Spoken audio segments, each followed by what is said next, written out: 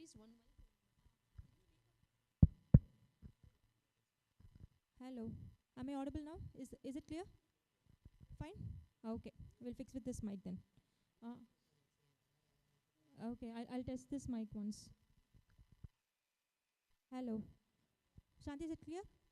To the people here, is it fine? Okay. Thank you.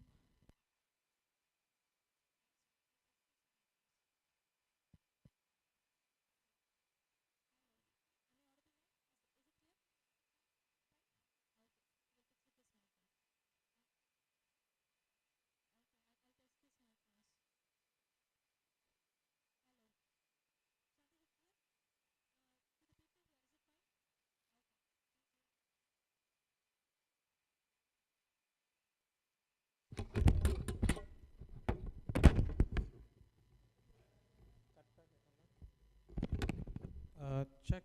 This is supposed to work fine. Yes.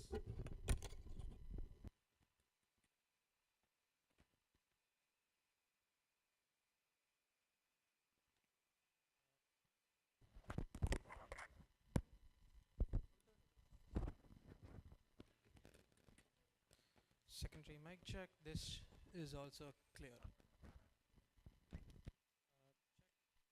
Okay.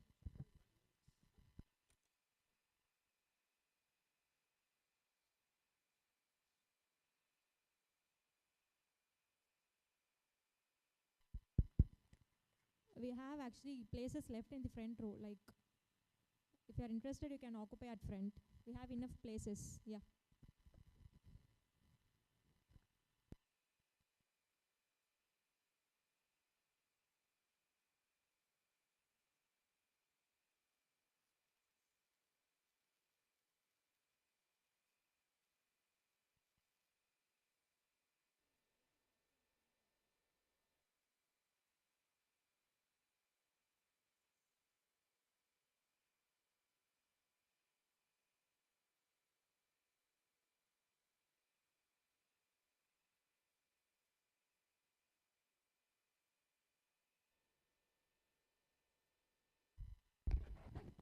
Hello. Hello.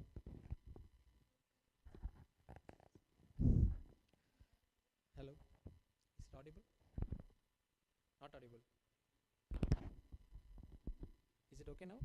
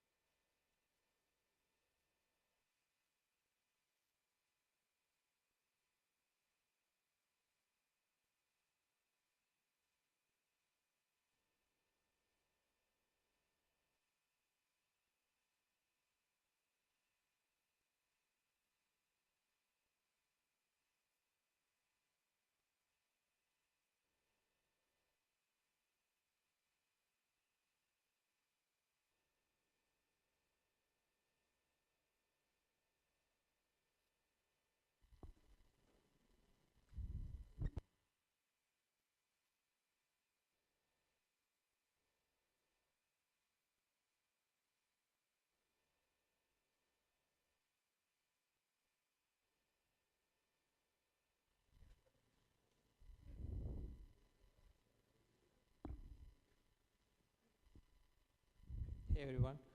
So washroom வந்து left side ல இருக்கு. Lastல left side ல போங்க. So pantry வந்து back side ல இருக்கு for information. We'll be starting in 5 to 10 minutes.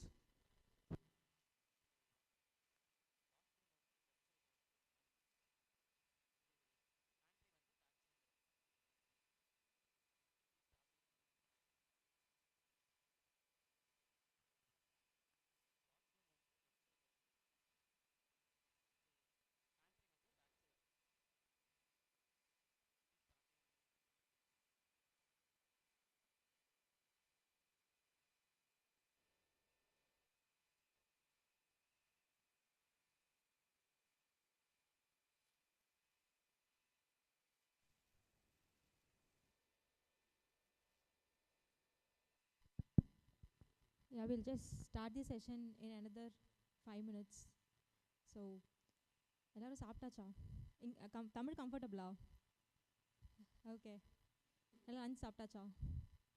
Okay, so the first question, first time யார் வரீங்க செஷனுக்கு? Because I could see many familiar faces actually. Oh, first time.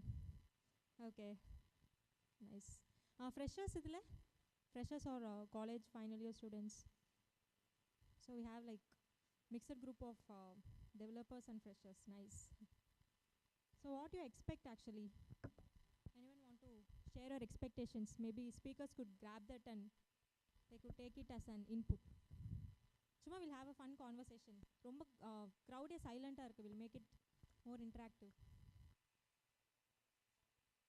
The mic vendana, you can just share from your place, like expectations irukumla about the session. Sorry? Okay, so learning obviously. Okay.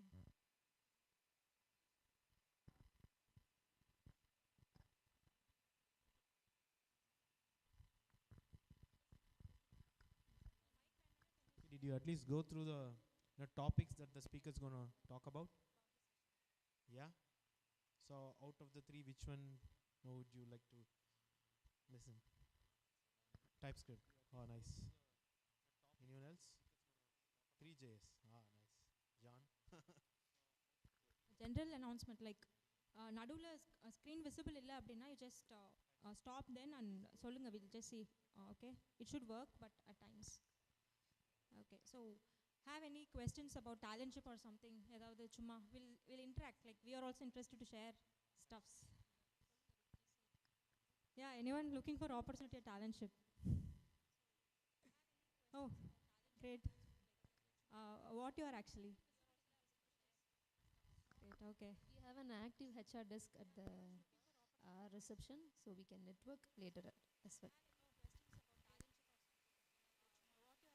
Any general questions? It should not be more technical or something. Chumma edavadhu. Yeah. யாரு பார்க்க விரும்பல? Any general questions? It should not be more technical or something. Chumma edavadhu. Somebody should be a Kamal fan here. யாரா ஒருத்தர் தீவிர வெறியரா இங்க இருக்கணுமே. Any general questions? It should not be more technical or something. Chumma edavadhu. Somebody should be a Kamal fan here. யாரு பார்க்க விரும்பல? ஒருத்தர் தீவிர வெறியரா இங்க இருக்கணுமே. Weekend plans la enna adukaprom? Like anyone would like to share after this session tomorrow? Somebody should be a Kamal fan. Yeah? Just weekend plans. Anything interesting? Oh, after this? Sleep. Nice. That's a good plan actually. Sorry? Surf excel. Washing. Nice. Any other interesting things to share?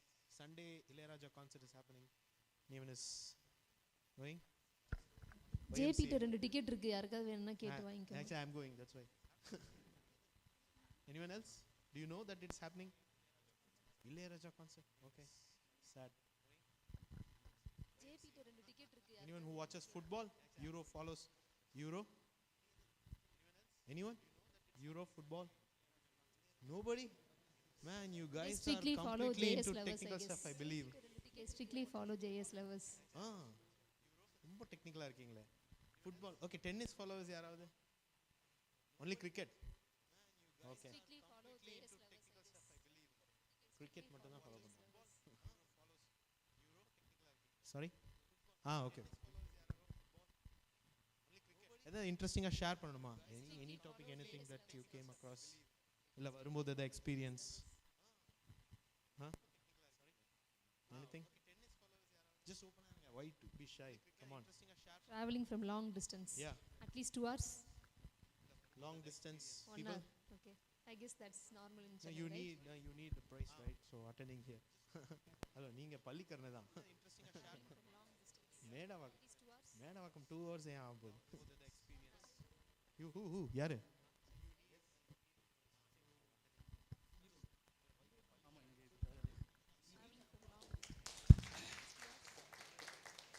Hi guys. So இது என்னோட second event.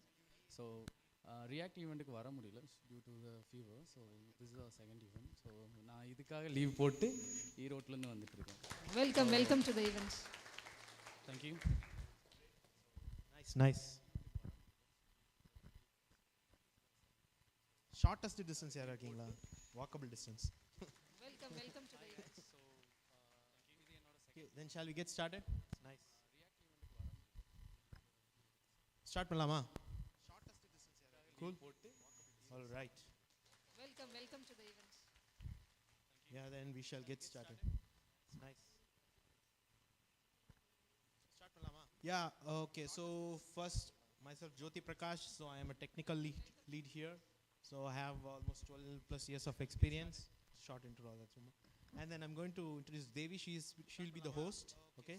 She's a full stack developer, has around 7 years of experience, and she's into, other than technical stuff, she has skills like she draws and what is that? Like you do calligraphy. Yeah. Send over to Devi. The first time I'm getting an intro content for the host. Thank you, JP. Oh, thanks, Sudha.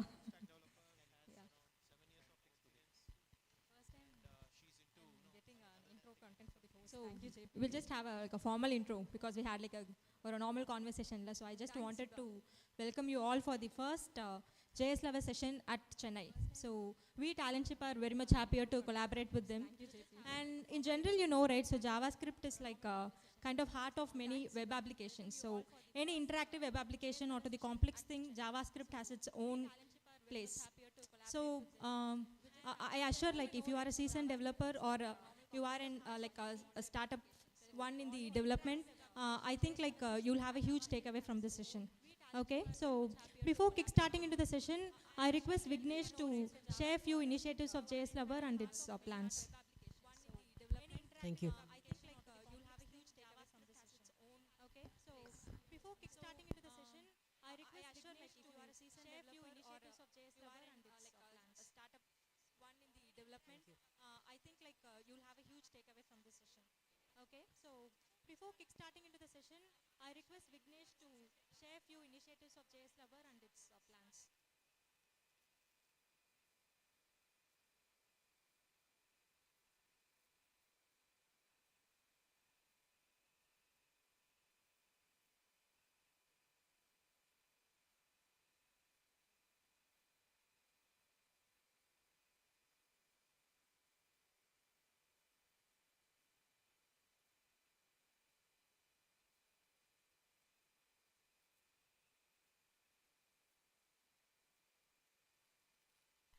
Sorry guys, it's a technical glitch as usual.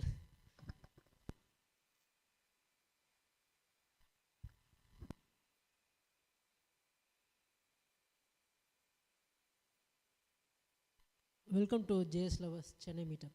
So I am Vignesh Murugan. So I am the organizer of JSLovers Chennai.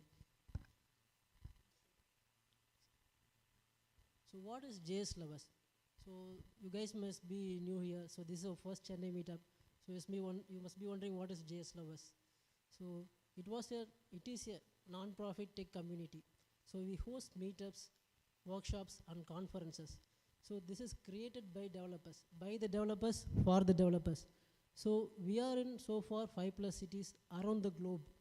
So we have 6,000 plus JSLovers on meetup.com. We have conducted more than 500+ sessions so far around the globe. So meet our founder. So JSLovers was started by Neha Sharma in Delhi in 2015. So right now she is working as a solutions architect at Amazon in UK. So this is our team. So these are the people who run JSLovers around the globe. Like we have chapters in Delhi, Bangalore, Hyderabad, London, and currently we are in Pune as well as now we are doing in Chennai. So if you guys see those people anywhere around the world or globe, say them a hi from me. So these are our community partners. So usually JSLovers, we conduct meetups, tech meetups. We also conduct workshops. So on conference, so we partnership with other communities around the globe and India as well. so to host these meetups. So we have community partnership with GDG, Google Developers Group, City.js, the GeekConf, Chennai React, React Nexus, and Fast United. These are few of our community partners you would like to know. So these are our sponsors. So JSLovers, actually we have been running for the past 9.5 years. So it was started in 2015, as I said. So without our sponsors, without their support, we can't run these meetups and workshops and conferences. So we are grateful to all this. We are grateful to all the sponsors like Microsoft, Google, Expedia, Geeky Ants, Nonstop, and Talentship as well. A huge shout out to Talentship for hosting this meetup in Chennai. Thank you. So how Chennai chapter was started? Actually, this is the question I have been asked by many people lot of times. So how JSLovers came to Chennai? So let me tell you. Before telling that, I would like to tell me my story. I think that will make the service. So who am I? So I am Vignesh Murugan. So I work as a software engineer at Trivector Digital. You can also call me as your friendly neighborhood JavaScript developer. So actually I started my career a year before, April 2023. Before that I worked in a non-tech field for the past 4 years. So I decided to move into tech, and like for the first 1 year I'm working. So I was, many times I will be like skeptical, I don't know much things. So I want to learn, so I want to grow, I want to network with other developers. So I was looking for communities, JavaScript communities in Chennai. Unfortunately, there are no active JavaScript communities in Chennai. So that's why I want to collaborate with more JavaScript developers. So get to know the new trends and technologies. We can learn, we can share. As a person who has 1 year plus experience, I can gain knowledge from lot of industry experts like you guys. So that's how I was searching for communities in Chennai. And then one day, while scrolling to LinkedIn, I came across Neha Sharma's post. She told she was running JSLovers for the past 9.5 years in several cities like Delhi, Hyderabad, Bangalore. I was curious whether you are doing a great job for the JavaScript community. I was looking for something like this. So are you running a chapter in Chennai? I asked her. She said, no, we are not running currently. So I was curious, why can't we start a chapter in Chennai? So I asked her, so I will start a chapter in Chennai. I'm very interested to do this. I also told her, so I'm just starting in tech, so this will be a great opportunity. So she said, okay, and she connected with me, Jaswant Sandhu, her co-founder. So we met in the weekends, me and Jaswant, and discussed how we can bring JSLovers to Chennai. So what are the things we can do? What are the things I should follow? So he shared his experience. He has 10 years experience in hosting meetups and workshops. So I gained a lot of knowledge from him. So after that we decided, so we can do this in Chennai. And then we approached Talentship. They were very humble and okay to do this. So that's how JSLovers Chennai chapter has been started. Thank you. And that's my TED talk. Thank you guys. So have fun, so learn, network, collaborate with other developers. So make this a big community in Chennai. Without you guys, without your support, nothing can happen. A community is a place where everyone can come. Every developer, student, be it whoever is interested, can come and learn and collaborate. And you can share your knowledge with other developers. We can learn from you a lot. We will be putting call for speakers as well. If you are a speaker, or if you want to talk, you can fill that form and let us know. We will host you here. Thank you.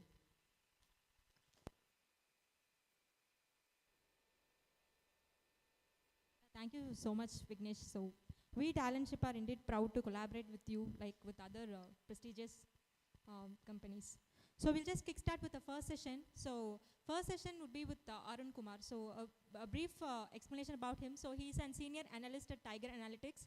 Arun Kumar have delivered like several speeches at colleges and also at community forum. He's also an active involver and contributor to the Chennai React JS and FOSS community. So Arun Kumar, the stage is yours. Hello. Thank you so much for the intro. Am I audible? Clear, right? Clear and oh, that's great. Give me a minute, I'll share my.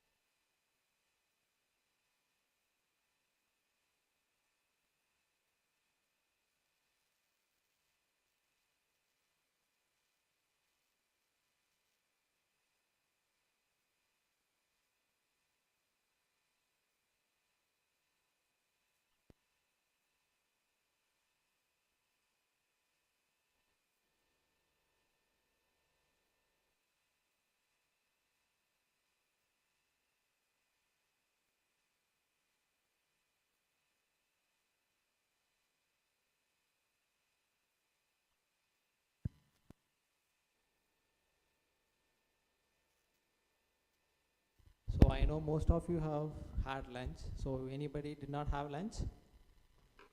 Right. Who didn't have lunch? Don't worry, we have snacks for you. So we'll have snacks.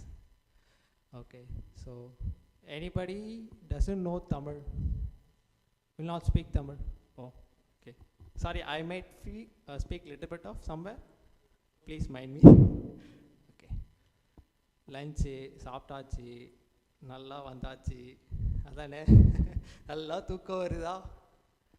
So இது வந்து அப்படியே நான் மட்டும் அப்படியே பேசிட்டு போகிறதில்ல. So I'll just share you some concept of Meetup, right? So this is like a closed event. We have few members only, right? So here not only I'm gonna teach, so I'm gonna learn from you guys. So if I did somewhere wrong, if you think I'm wrong somewhere, just raise your hand and just say this will not be like this. Okay, let's learn together. That is what this Meetup is for. So learn, grow, network. So this is what the Meetup is for mainly, right? So I don't want to further waste your time, so let's move to the today's topic. So I'm gonna talk about JavaScript. So why there are so much compiled programming language? So even I was a Java developer first. I was an Android Java developer, but why I moved to JS? Right? So simply, you know, like I work as a React Native developer in Tiger Analytics. So my designation is senior analyst. So I can't do anything about that. But I'm basically a mobile developer using JavaScript and React Native, right? So this is me just looking out for Java, as I know Java also. So let's get into the today's topic. So the evaluation of JavaScript, the ES, right? So I hope everybody has heard about ES. ECMAScript, right? So why everybody is using JavaScript, right? So this is my favorite quote with JavaScript, because if you see JavaScript from 2009, there are a lot of other frameworks using JavaScript like React Native, Vue, now JSLovers. So there are a lot of other JS, the packages. Everybody is evolving each day. So if you take a look at tomorrow, then there will be a new package. It's like every 3 hours once, or every 1 day once, there is a new package is coming around. If you go to NPM, if you see, there are a lot of other packages will be there, right? So the sense of JavaScript is everybody can easily learn, everybody can do anything, but that is what. So there is some weakness. So because everybody can do, if there is no principle, or there is no restriction towards other people, right? So it cannot be, it can be misused easily. So we need to have some constraints. So that is where the ECMAScript comes in, right? So who am I, right? So to pay my bills, as you know, I'm work as senior analyst and Tiger Analytics. So my happiness is photography, basically. So I do photography. You can check out my Instagram at last. So to share knowledge, I'm communicating in this communities. So Chennai React, you can find me at Chennai React, JSLovers, Fast United India, as well as Fast United Chennai. So I'll be here all there. So if there is any event in around this Chennai React or JSLovers or Fast United, you can find me there. You can easily find me there. So okay. So how many of you felt this in your? Is anyone student is here? Any students are here, or everybody is professional? So we are students. Okay, 2. Okay. 3, oh fine. Okay, so even students can, I think, easily understand this, right? When you find your code messy and you try to debug and clear the messy codes, right? So what will you do? So at last you will find the console logs or print hello world, right? So in order to avoid those, we have the European community has introduced ECMAScript. So anyone can tell me what is the full form of ECMA? ECMA. See, we have chocolates here. You will get chocolates. And I'll too have some goodies. So if you can, someone can tell me what is ECMAScript? ECMA. Anybody? I already hinted out.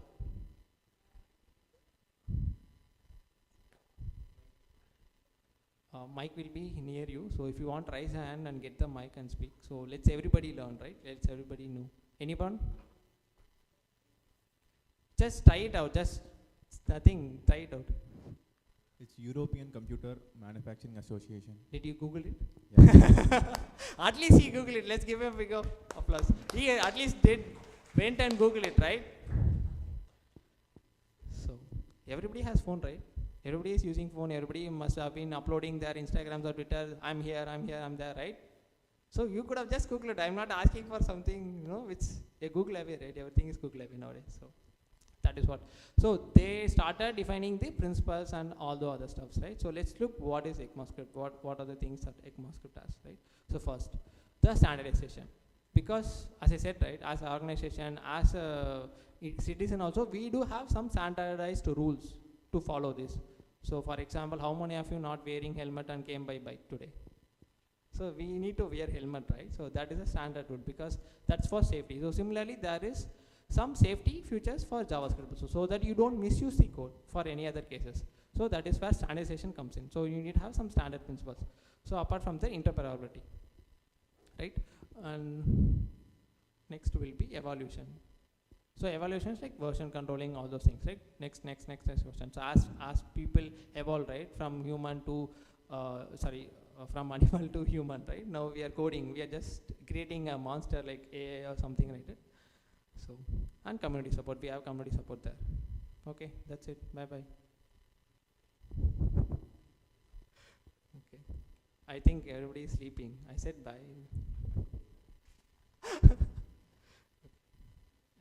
So first edition is 1997. So this was the ECMAScript has started. So it was ES1 and 1997. It was not that much major updates there from ES1. They were like basic variables, declarations, and all those things. Right. So you see the roadmap. So from here, right. So these are basics like constant functions.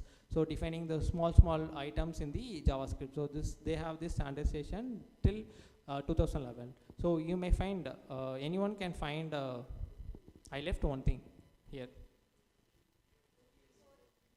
Okay. So anyone know why I left the ES4? Any guesses?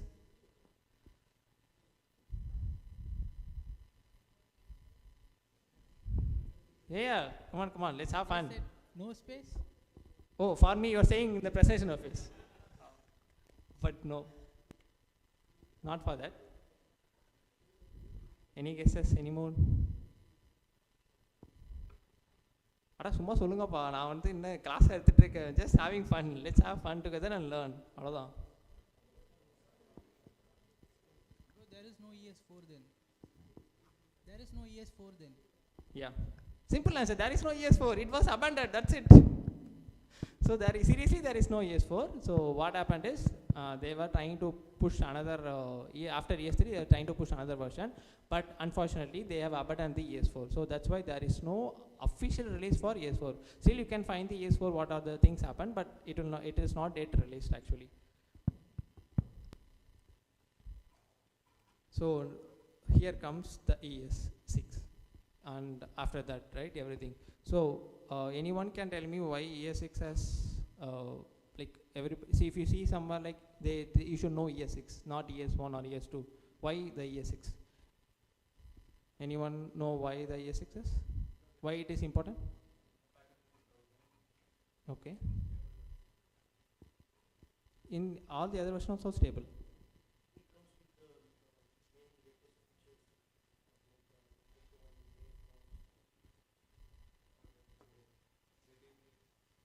Okay. sorry. Okay, let's continue. While so ES6, why it is considered as it has a breaking through technology, like it has some breakthrough there. So they are introduces classes. So I know everybody heard about classes, right? So classes, and there are a lot of other features also were in ES6. That is why the ES6 feature has been talked about a lot. So if you see any people, you'll just say you have to know ES6 basics, right? So we'll go through one by one, right? That's not a issue. So ES7 is 2016. So I think every year there will be another release. So what I am most surprised is when I was reading this, all these things, what are the list of features for ES6, ES7, ES8. After ES6, there were little improvements like 7, 8, 9, right? Even 10 also little improvements only. Even they have ES10, right? Little improvements. I found wondering, ES11 was have a lot of other improvements also. I don't know why. Everybody was in COVID. They said the whole nation was in, whole world is in COVID and everything, right? But even still, they released a lot of major versions in ES11 actually, after ES6, right?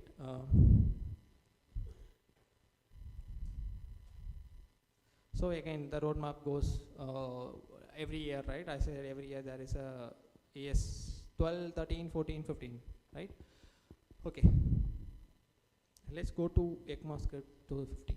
So could anyone tell me list the features of ES6, major features of ES6? Get the mic, please. Raise your hand, get the mic, and let's everybody hear. Arrow function. Sorry? Arrow function. Okay. Sorry, anyone from here? Let and const, okay. Arrow function, let and const. Okay, spread and rest operator. Okay, destructuring. Anyone hear him? Like, yeah. Okay, that's great. So yeah, we are going to see a little bit of this and what's happened with the latest one. Anybody know what is the latest version of ECMAScript? Anybody know what is the latest version of ECMAScript? I showed you little before. Yeah, that's one. I know, I had it. Can anyone tell me? I'll give you chocolate for this. This shows how much attentive you were. Or you are sleeping, I need to know. Okay, what is the version? ES? Let's check.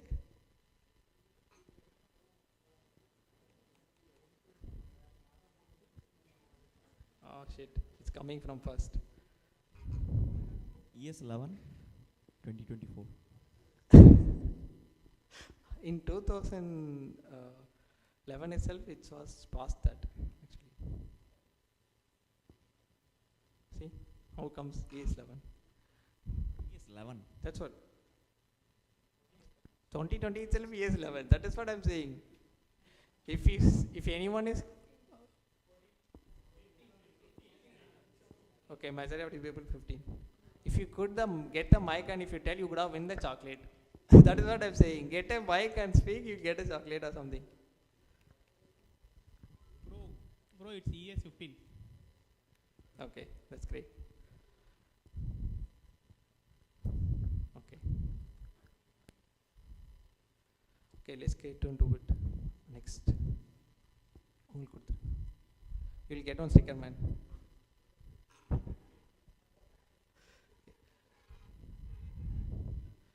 Okay, let's get into the features. So as you know, these are the list of features. I don't want to bore about all these things like arrow function, template dictated, destructuring assignment, default parameters, rest operators, promises. So all these things have been there, right? Let's understand why they have been in the first place. Why there is a need of arrow function? Why there is a need of arrow function, right? So anyone can guess it?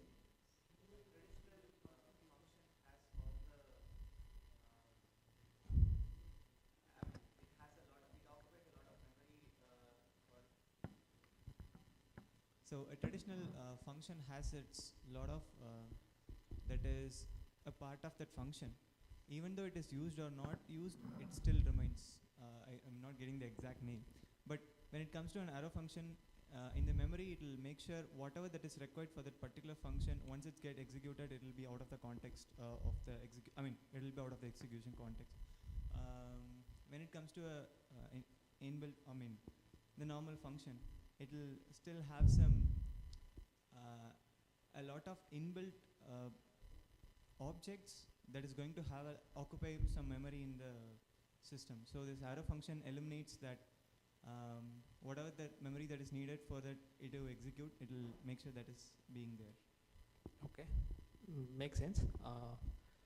Anyone else? You have any different views or something? Removal of function keyword. Sorry? Function keyword remove. Okay. And So what is the purpose of removing the function keyword? reducing lines of code. And we can I can accept that. Reducing lines. Let's we can get store functions in constant anything with arrow function. Okay. Enter So function. as he said, right, it's a simpler, shorter syntax. So if you can see the code, right, everywhere is visible, right? So in normal function, like normal functions, right, you need to use return keyword. But in case of arrow function, you don't need a return keyword if you are straight away returning the whatever the computed value, right? So you can just use this function and straight away return the function in arrow functions, right? So return the whatever variables you want. So apart from this, that is a major breakdown in arrow function. Yeah, it's exactly correct, man. So let's see. Have everyone faced this? As he said, this is the keyword actually. This is a keyword. This is actually a keyword where we are using in classes, right? So there is a scope difference with normal function and the arrow function. That is what being major difference in arrow function. That is a breakthrough for arrow function mainly, right? So when we are using classes, so don't compare now. Now we have functional classes, hooks, right? So just don't compare now. Stick to ES6. So in that time, using classes and this keyword with normal function, regular function, right? It was a big hectic task to compute the value and refer the value from the class component. But in case of arrow, it was very easy. This scope is also been delivered. So this is a major difference, right? If I say this, someone can't understand apart from JS, right? Okay. So apart from that, right? So this arrow function is also we can't pass the argument. For example, in the normal function, right? Let's do exercise, right? Let's do some exercise also.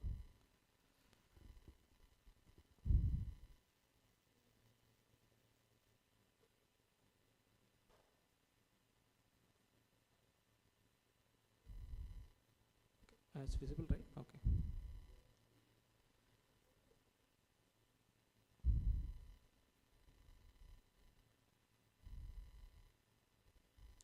So if I pass here, right, will it work or it will cause some problem? Okay, let's check. Yeah, it is working. So consider now I'm using arrow function and passing this, right? What will happen?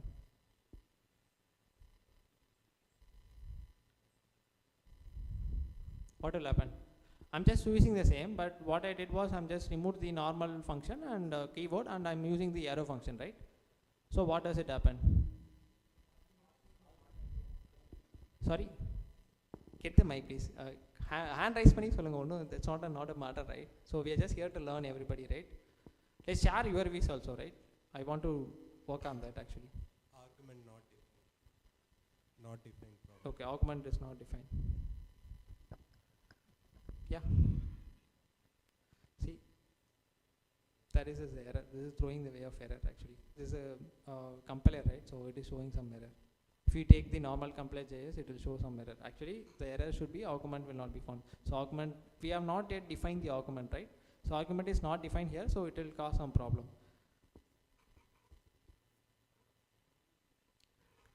There's going to be a lot of code. I'll execute each and every code, and so that you guys have any, if you have any other differences or something, let me know. We can just work on that. So next is, right, the function is arrow function will not be declared. So you know, right, the function declaration. You need to have some function the function follows a variable, like function name should be there. But in arrow function, that is not even required, right? Now tell me,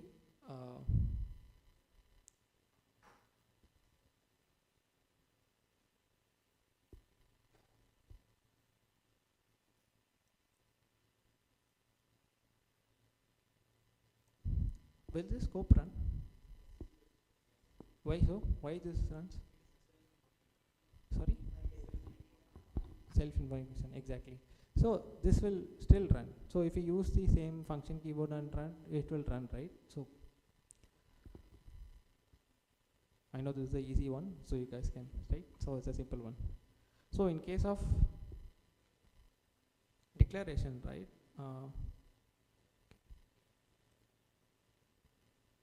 We are talking about declaration, right? Will this run? Will this scope run? Why not?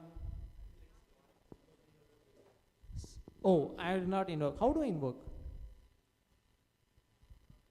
How do I invoke? Can anyone guess how do I invoke this function? You are saying I'm not invoked, right? How do I invoke this function? Sorry? How do I call? That's what I'm saying. How do I call? First thing is I don't declare the function. This is not even function declaration, right? There is no function name. So that is what you need to guess first, right? There is no function name. That is what I'm asking. This will not run because there is no function name. See error. Function. Because if you use a basic thing, right? This is so everybody knows function has follows by the function name. But you guys missed it, right? So no problem. Just simple exercise we are going to do.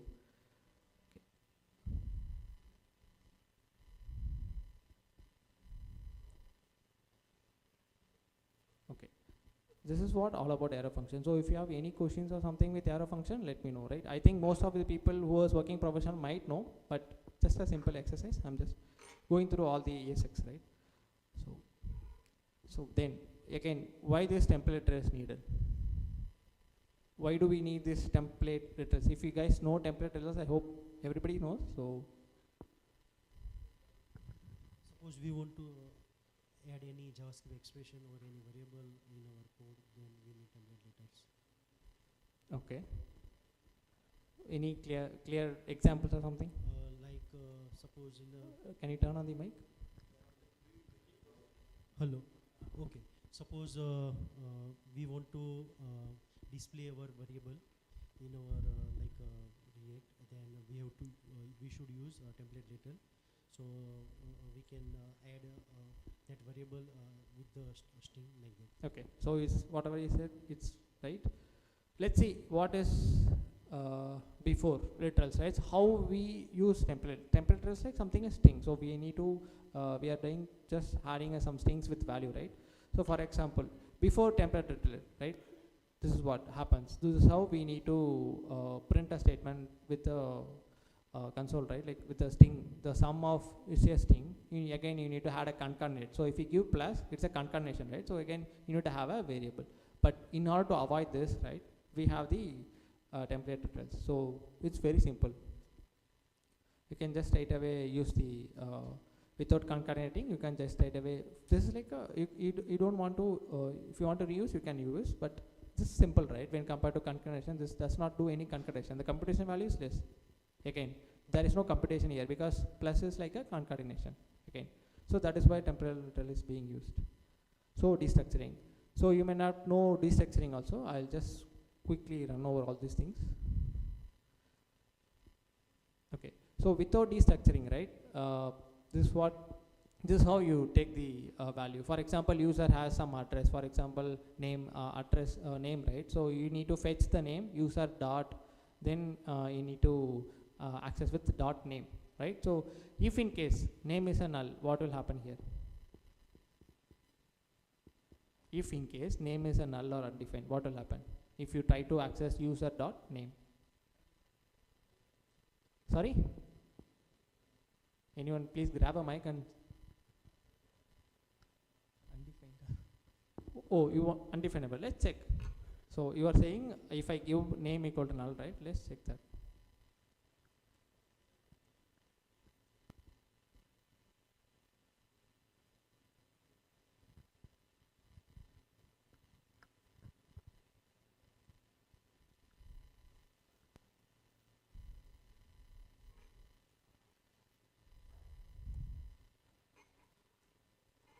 Okay, I forgot to take the code snippet, so that's fine. But let me just quickly.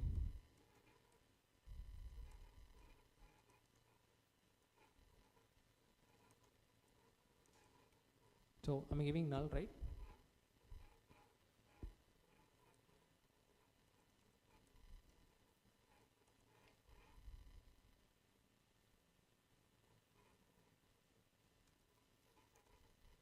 So if without temporal address, without destructuring, you have to access like this, right? So let me run this code. Someone said undefined. Null, I said name is null. Name is null. I said clearly name is null.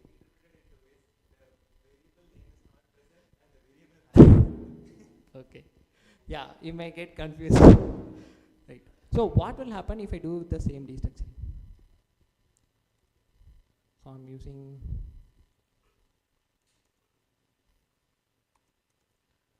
so this is how we do destructuring, right? So what will happen now? Yeah, that's right. So that is not. So why do you think then there is the gap here? What is the difference? So each case is everything is same, right? It's the same null, but what is the advantage of destructuring then?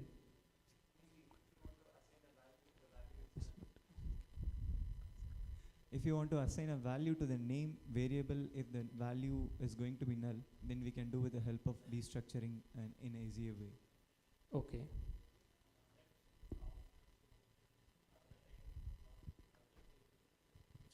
Suppose we are running like 3 data like name, ID, number or email. Okay. Number is mandatory, then email is not. It's optional means, but we have, if someone is giving, like we can take it. So some people does not have mail, but we have to run the code. So at that time it will be useful. Okay, that makes sense too. Okay. Exactly. That is what I was looking for. Please.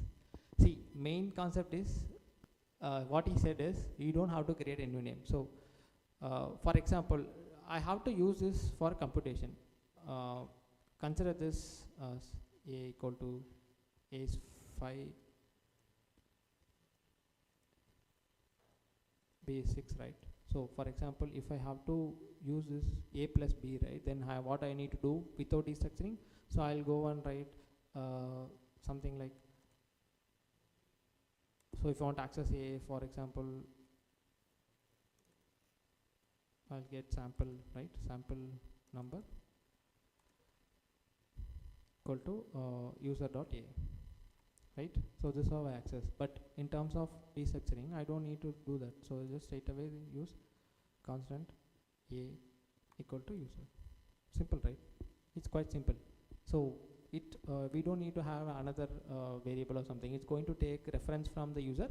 It's going to access the a. Simple, right? So we don't need another variable for that while destructuring. So that is what main destructuring is. Okay.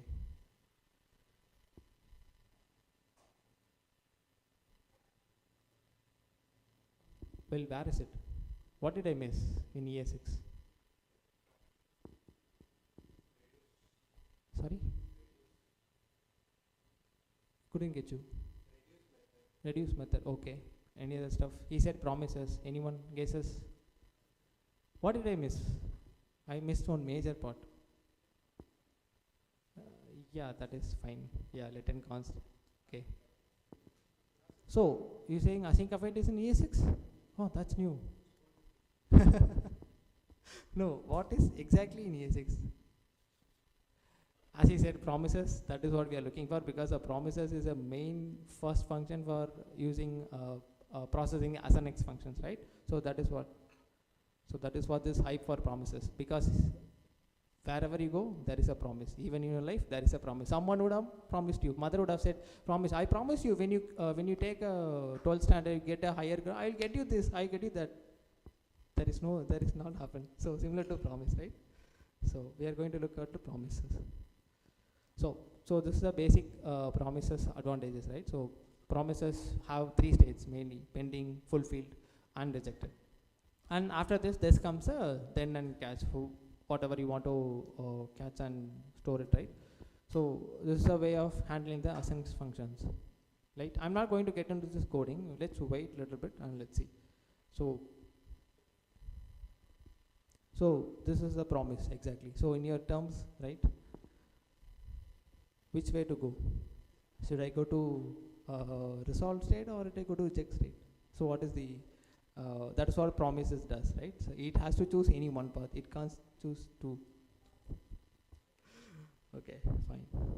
So let's look at this promise, how the promise resolve work in with the some simple animation, right? See, resolve is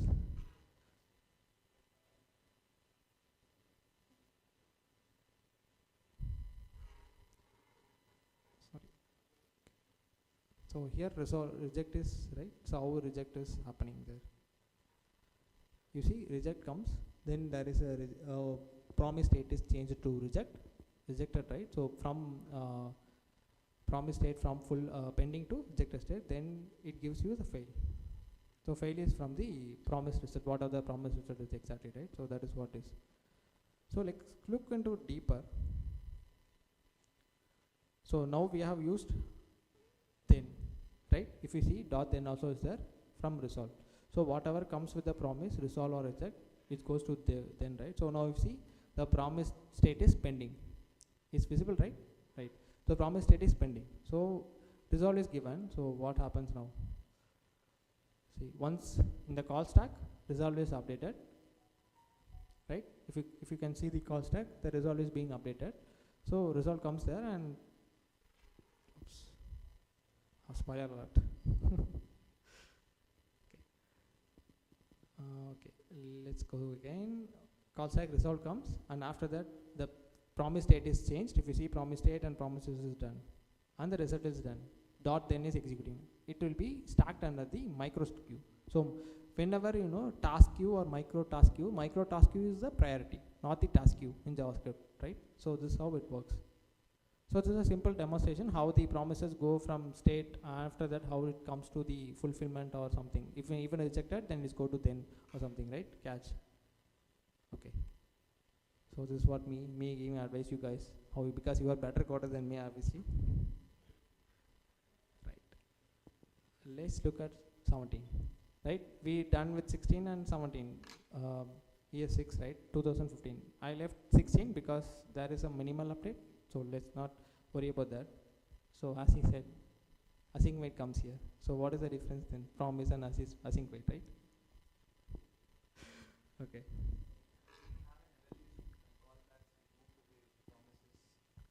So from an evolution, we move from the callbacks, moving to the promises, and then to the async and await, so that whatever the promises we are handling, we can handle it better with the help of async and await, so that we can handle the asynchronous function with more ease.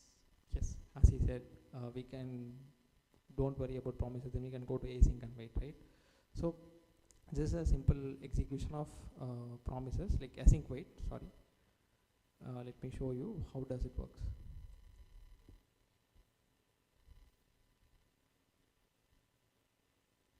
Okay.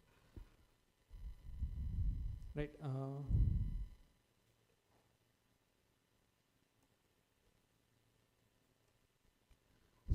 If you see, I have given an async call. So this is like I have used await, right? So before that I have used async. In the function before I have used async. So in order to run the, in order to tell the function inside there is a asynchronous is going to happen, just hold on a minute, right? So here await. So this await keyword tells the compiler that, JavaScript compiler that, let's stop here. Let's this computation resolve after 2 seconds, let's complete it and then let's execute it, right? So then it goes to resolve 2 seconds and there is a promise we have. Let me run this. So first as per calling is done, then it's waited for a second, 2 seconds. We have given a set timer of 2 seconds, so it waited and it's shared as resolved. So after that, the result will be, expected result will be the result is coming, right? Yeah. So this is how the async wait. So whenever in this is an I used function name like normal function, right, without arrow function. So in arrow functions, what you do is You just need to remove this. So in case of error function, you need to declare before the parenthesis or something.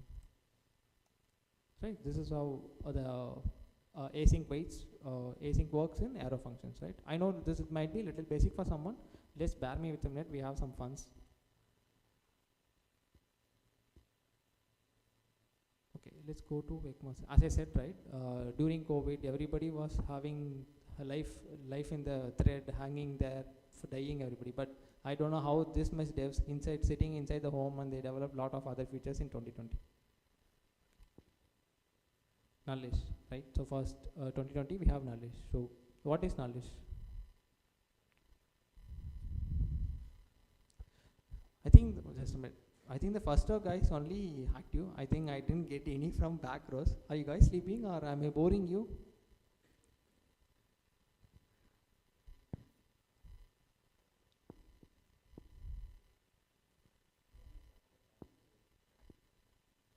Maybe it's about nullish coalescing. Let's say a variable gets a value of null and you give double question mark and then you give a default value, it gets assigned. Okay, that's what we are going to see, right? So for example, you have something like the count equal to null, right? Null or something, or some dynamic variable you are getting somewhere from the API. What happens is it comes, we don't know what is the value. It can be null, it can be anything, right? So if you want to handle null, apart from that other value, you have to give some default value. Then in that case, you have to use the nullish. You can use the nullish. So this creates when you are working with UI, right? So this gives a more freedom for you guys in terms of React or React Native, right? In even other aspects, it will give you more freedom. Let's go into the code and let's see how this is working.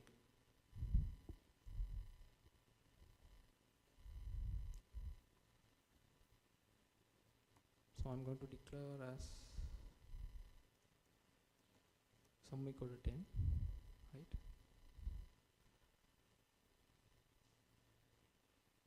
I'm going to declare another variable as result.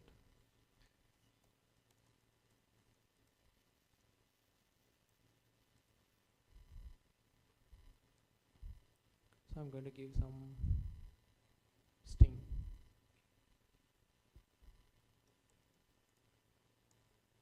So now what will execute? Okay, 10 will execute, right? Oh, sorry, I didn't console it.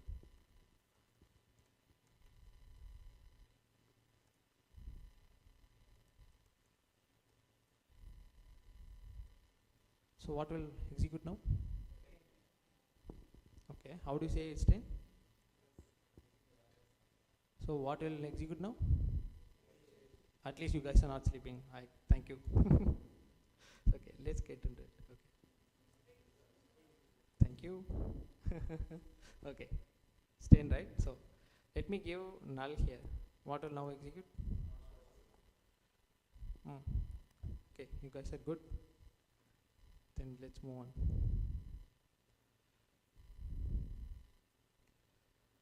Okay, now we come again to promises.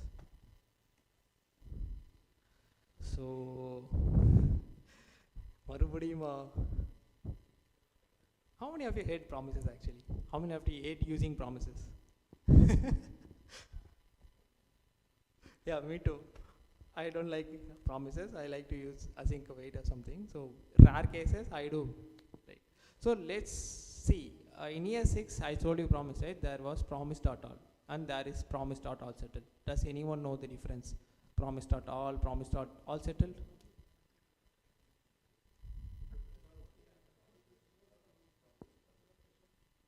Please have a mic. Basically, it will resolve after all these promises get resolved. Once it will wait till all the promises get resolved. Okay, then what about all settled? If anyone can get the answer, I can give you chocolate now itself.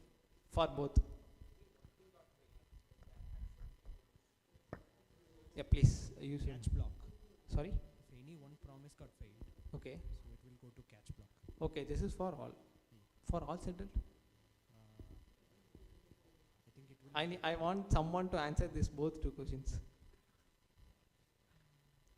So it will return the array of both resolved and rejected promise. Okay, so can you little more elaborate on that? Let's say if we have two resolved promise and one rejected promise, okay, we will return both the results. For this is for all settled. Yeah, absolutely, that is correct actually. Please, let's give him a big applause. Because first time for me also, the naming was very different. Why they kept like this, all settled? The not settled means it has to be, everything should be executed, right? That one, then, I don't know why they kept like this. They are keeping much, it's okay. Similar, right? Let's see this example. I don't want to bore you with showing the code around. Let's have some exercise.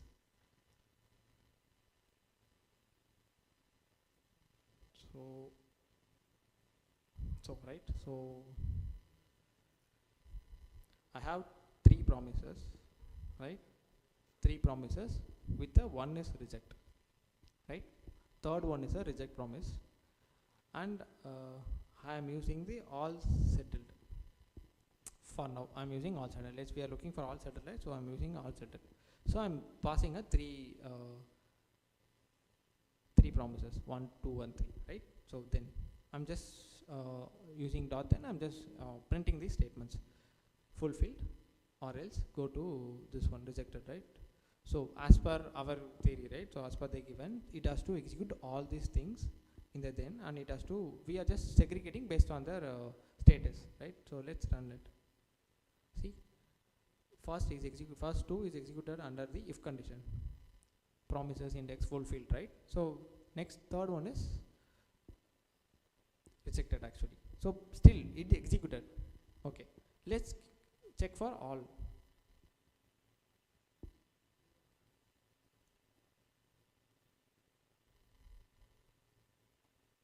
Okay, the same three promises, but simple here is I have just a console dot then dot catch, right?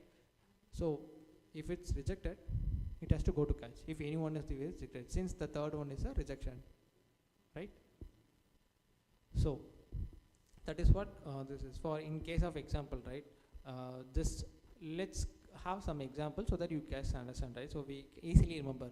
I do like this, so I have some real-time example.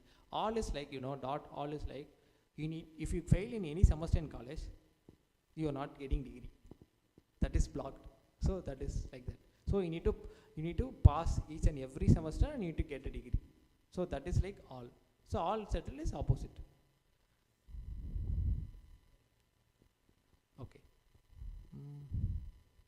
Don't worry, we are almost end. I'll just quickly run over.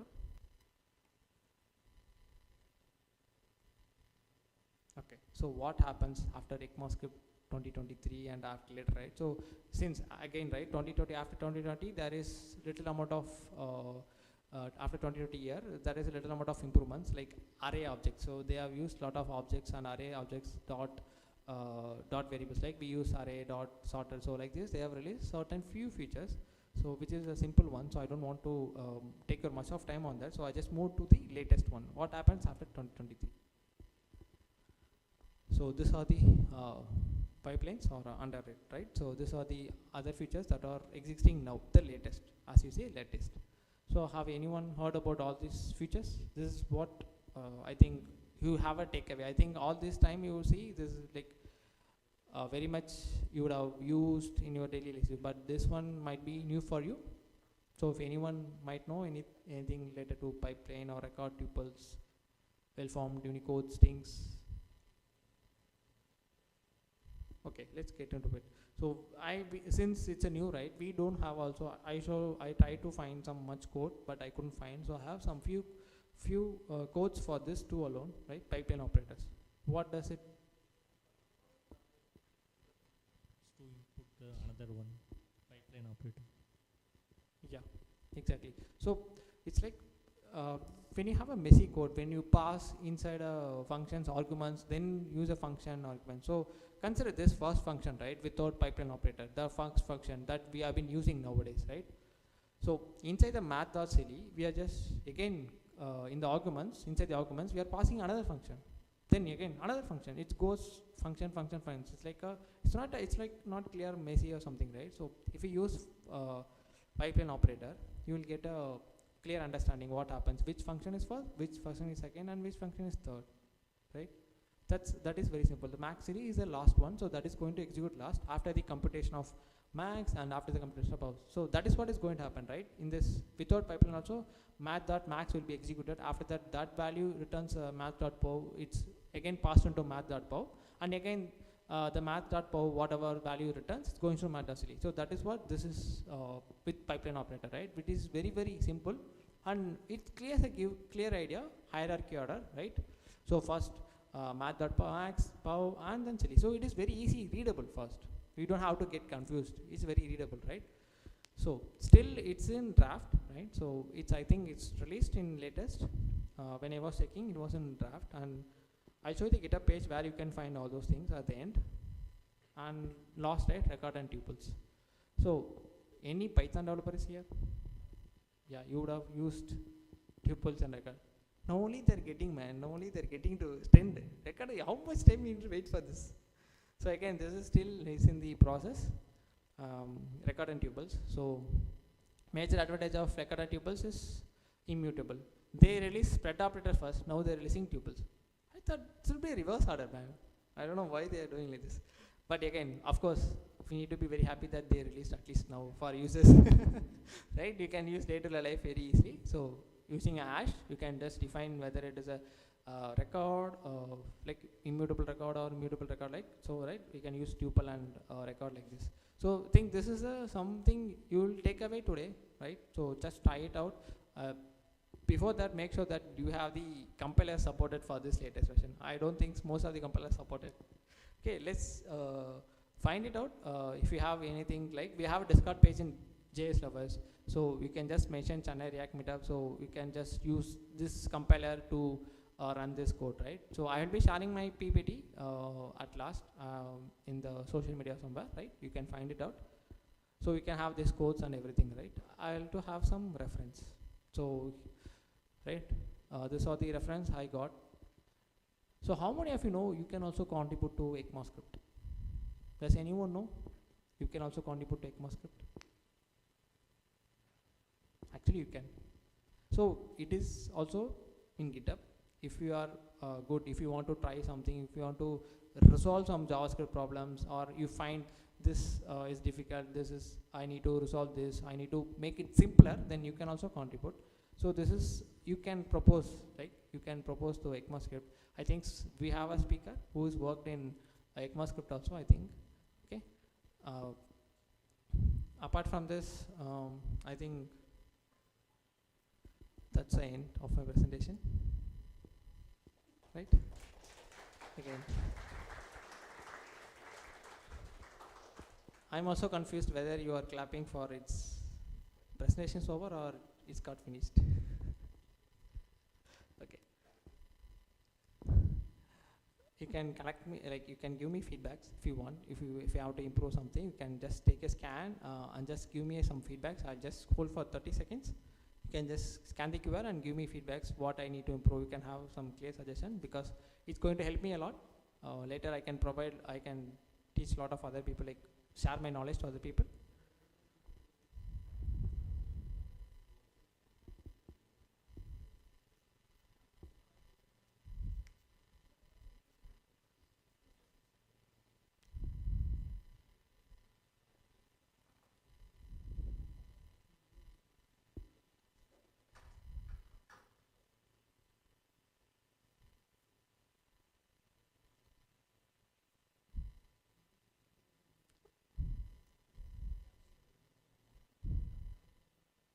So anyone is facing some problem?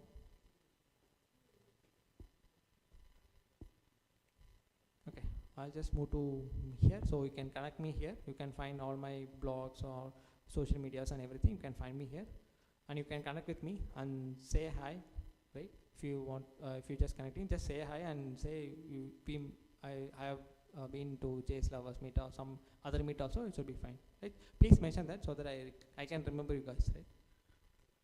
So similarly, I'll be outside this reception. So you can find me if you want to talk about anything else. Yeah, please connect with me. Feel free to connect, right?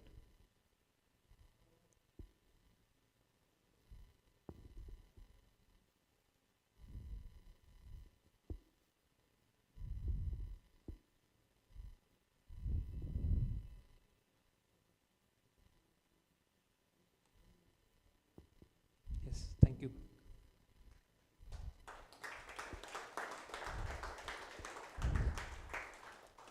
I know I can see most of them feeling like him.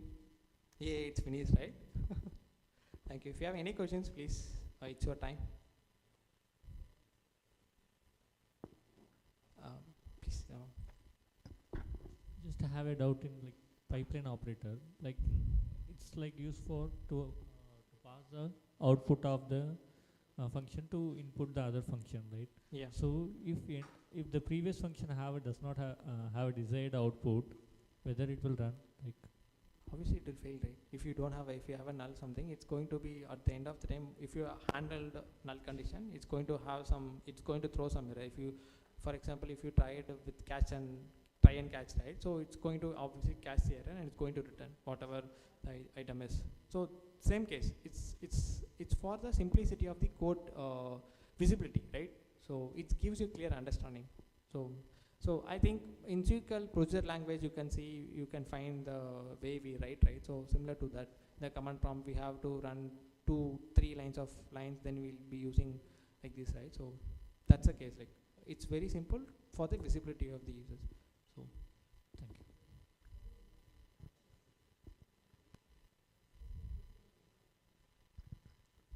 One feature I would like to speak from ES 2020 is the optional chaining.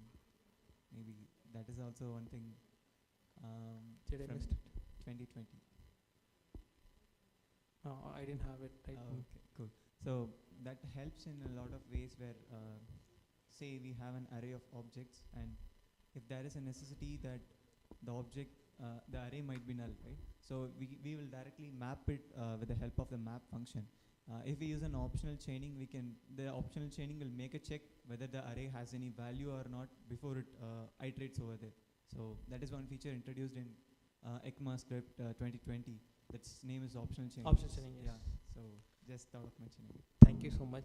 That's what I was waiting for. So you can just share your channel. So he just explained about the optional chaining that was released in ES 2020. See, man, I was like 52 slides I kept, so I couldn't much more keep it. So I don't want to bore you guys after lunch. The first session, I know, sleepy, everything, right? So I don't want to bore you guys. So anyone? Yeah, please. This is not really directly related to this, but I wanted to ask about what is hydration in JavaScript. I was learning about it, but still I couldn't find a proper solution of what hydration is. Do you know anything about it? Not yet. I have not explored about hydration. Okay, because there is a framework called Quick that's been evolving recently. So what they do is we solve the problem of hydration. That's their main selling point. And it's been getting a lot of stars in GitHub recently. So I was just trying to read a lot about it, but it's not clear what they're actually solving. Does anyone know about hydration? Yeah, please. Take a minute. So I don't know if I could answer your question completely, but when it comes to hydration, that's mostly what I came to know is predominant from the Next.js. So they made this server-side rendering with the Next.js 13 or 13th version, I guess. So with that, they render a set of components in the server side, and then when it comes to the client side, they'll map it according to whatever that is required. For example, I have a navbar in my website. The navbar need not be something that is specific, or it is common for all the users. So it need not be rendered in the client. So what they would plan is instead they would render it in the server so that we can avoid the load time or whatever the rest of the computational work that is needed in the client side. So the server-side rendering is mostly handling this hydration. For example, there will be a hydration error, which is you have something on your server rendered. When it comes to the client, it changes in a different way. Okay, so that is the point of time when this hydration error comes. One use case or one example you can think of is you are rendering your website or a component that uses time in your server side. For example, the time it has got rendered is 9:12, maybe 10 seconds or 12 seconds. When it renders on your client, it could have been 9:10 or 9:12 at 30th second. So there will be a difference in the data that is present in the server and the data that is present in your client. So this would traditionally cause this hydration error, that it has something rendered on the server, but when it comes to client, it sees that, okay, this is not the actual data what it is looking for. So this will be the concept of hydration or the hydration error, but I don't know what specifically it solves in terms of the Quick.js. Yeah. Thanks. That was very good. So I think that's it, right? Anyone? Okay, let's close. I think it's getting time. So I'll be outside if you want to interact with anything. I have not covered all the features. I have just covered the important features of ES6 and latest what are the versions, right? There are a lot of other versions also, right? This reference link will get you all those things. All these reference will get you all those things, right? So thank you so much and have a great day.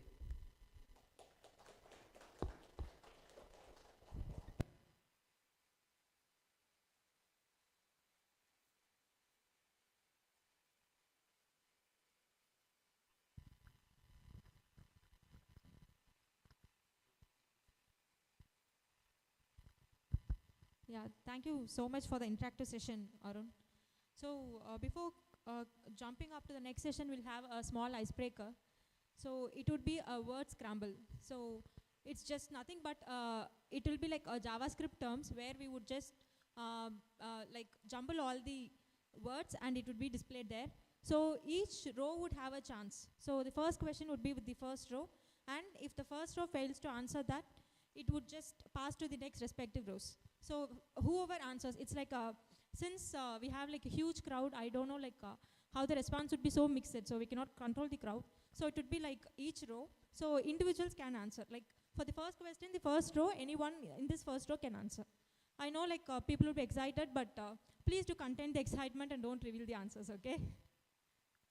Yeah, so the first one would be an, we'll just take it like an trial, okay? So anyone can answer it. No chocolates for that. Yeah.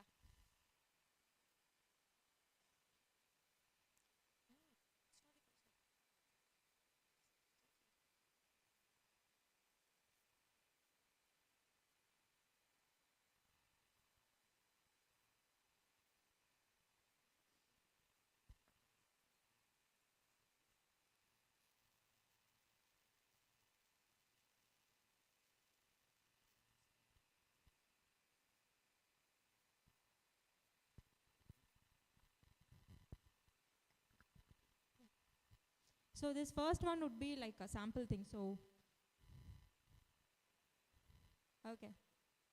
Yeah, I like your excitement, but this is a sample question. So the first question goes to the first row. So anyone from here can answer. If someone from this, apart from this row answers, like the people from here can take that hint and answer and can get the chocolates, okay? Yeah, so the question to the first row. Yeah.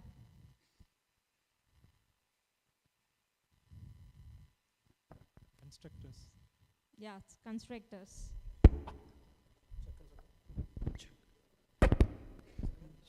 Okay. Check. So the question to the second row.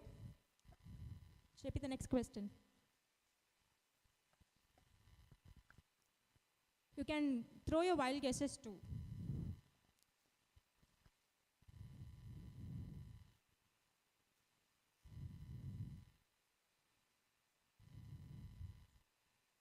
Yeah, so the red letters are nothing but like it is the first and the last word, like letters are the same, so you can just jumble the in between things and can form a word. So if you're not able to answer, it can be passed to the next respective way.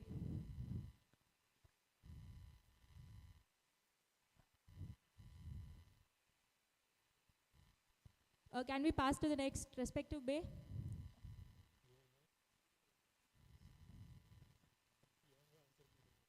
The people from the respective bay can answer. Can throw your wild guesses too.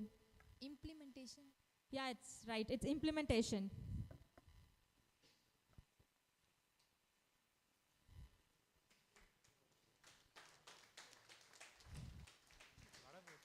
Yeah. So the next question, I think it's the third row, right? Third row should get the chance now. Okay. JP, the next question. So the questions, like if you see a red color letter, it's nothing but it has that split. So apart from that, you can just jumble and form a word.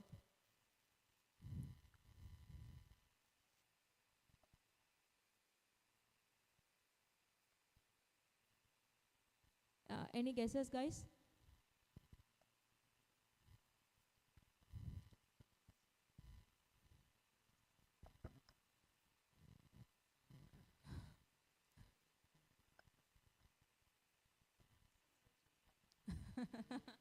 Sorry.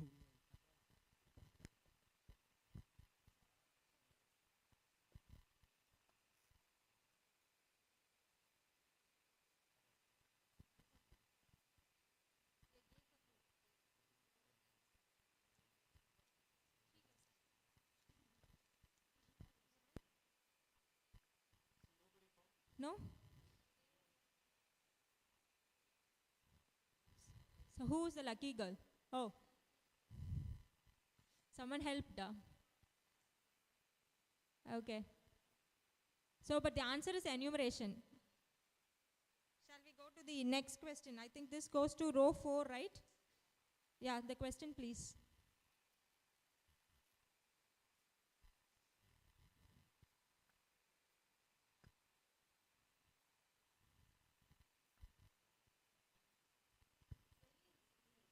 Yeah, you can throw your guesses, guys. No issues. Argument. Yeah, it's right. It's arguments. Yeah, so the next question to the next row.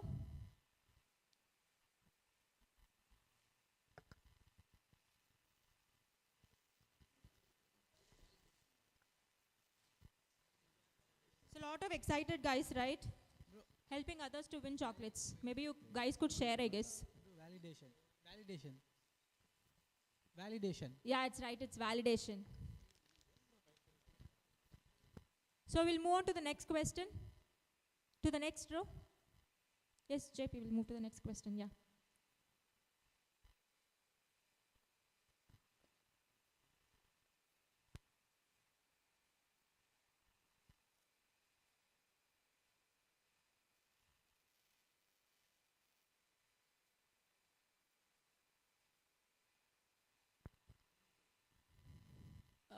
Can I answer the mic, please? Immutable. Yeah, it's right. It's immutable.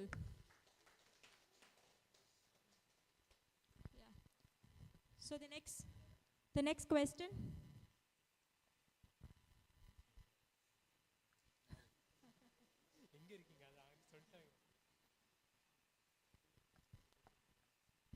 Inheritance.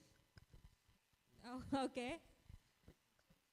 We'll have another question for that row, right? Next question, JP. Guys, you're so excited. Frameworks. Yeah, it's right. It's frameworks. Yeah, Guys, next blurt question. out the answers. You are not gonna get chocolates. So let's please be calm. Actually, the problem is like you're breaking the excitement, guys. Let them think for some minutes and throw some better answers, right? Like we could get some better words, right? Yeah, so the next question.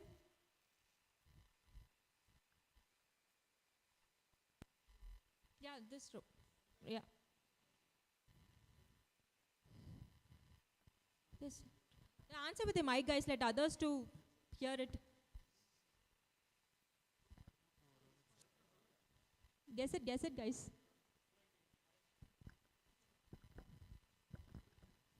Carousel. No. Yeah. Closure. Sorry? Closure. Okay. Yeah, it's right. It's closure. So we have one final open question, like anyone in this crowd can answer. But be cautious to just get up and then answer. Whoever sits in the crowd and answers, I think no chocolates for anyone. Okay? So whoever stands up can answer this. Yeah, the last open question. Oh. Yeah, it's right. It's middleware.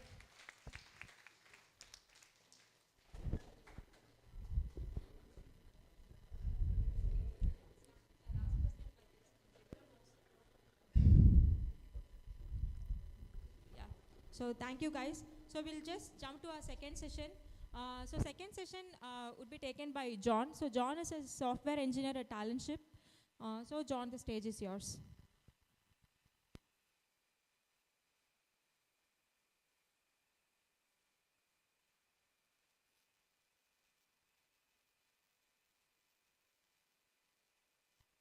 Hi everyone. Like, am I audible to the people at the last? I'm clear, right? There? Yeah, okay. Wait a minute, I will share my screen.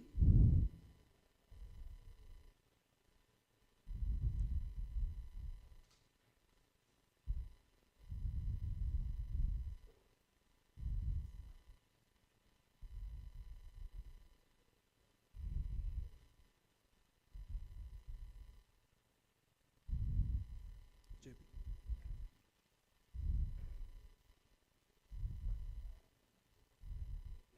Okay.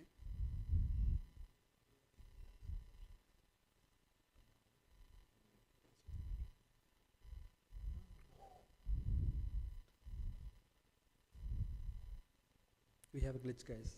Sorry.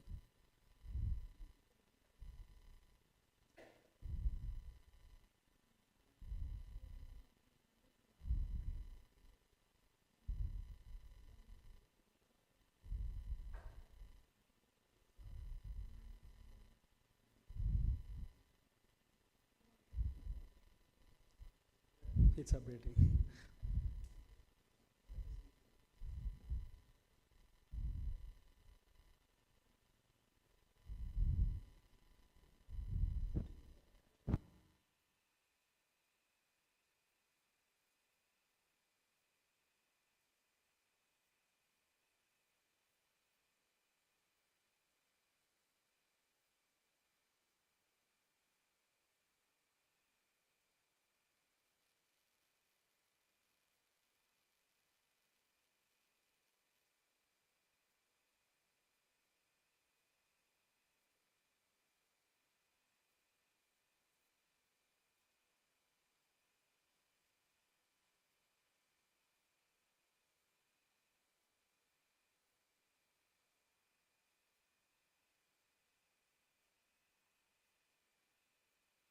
Sorry guys, there's a technical issue. As usual, production break aichu. So we'll be back.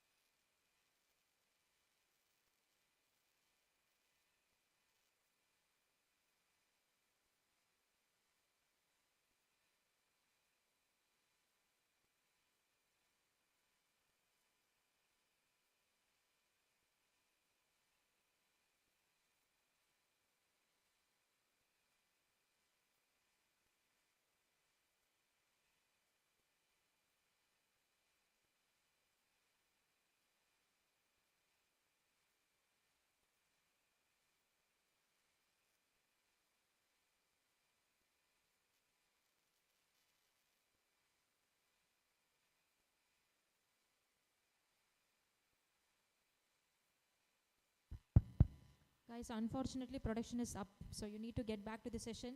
John is ready to take back the session, and post the session, we'll go for a break and we'll continue the stuffs, okay?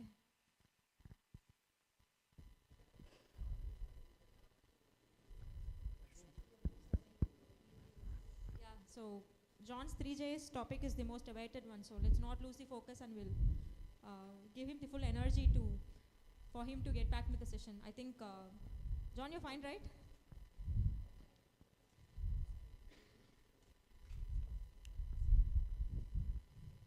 Yes. Are we good? Yeah. Yeah, Okay. Yeah, sorry guys for the technical glitch. Devs production down ஆகிறதுலாம் சகஜம் தானே? Yes, yes, yes, yes. Okay. Like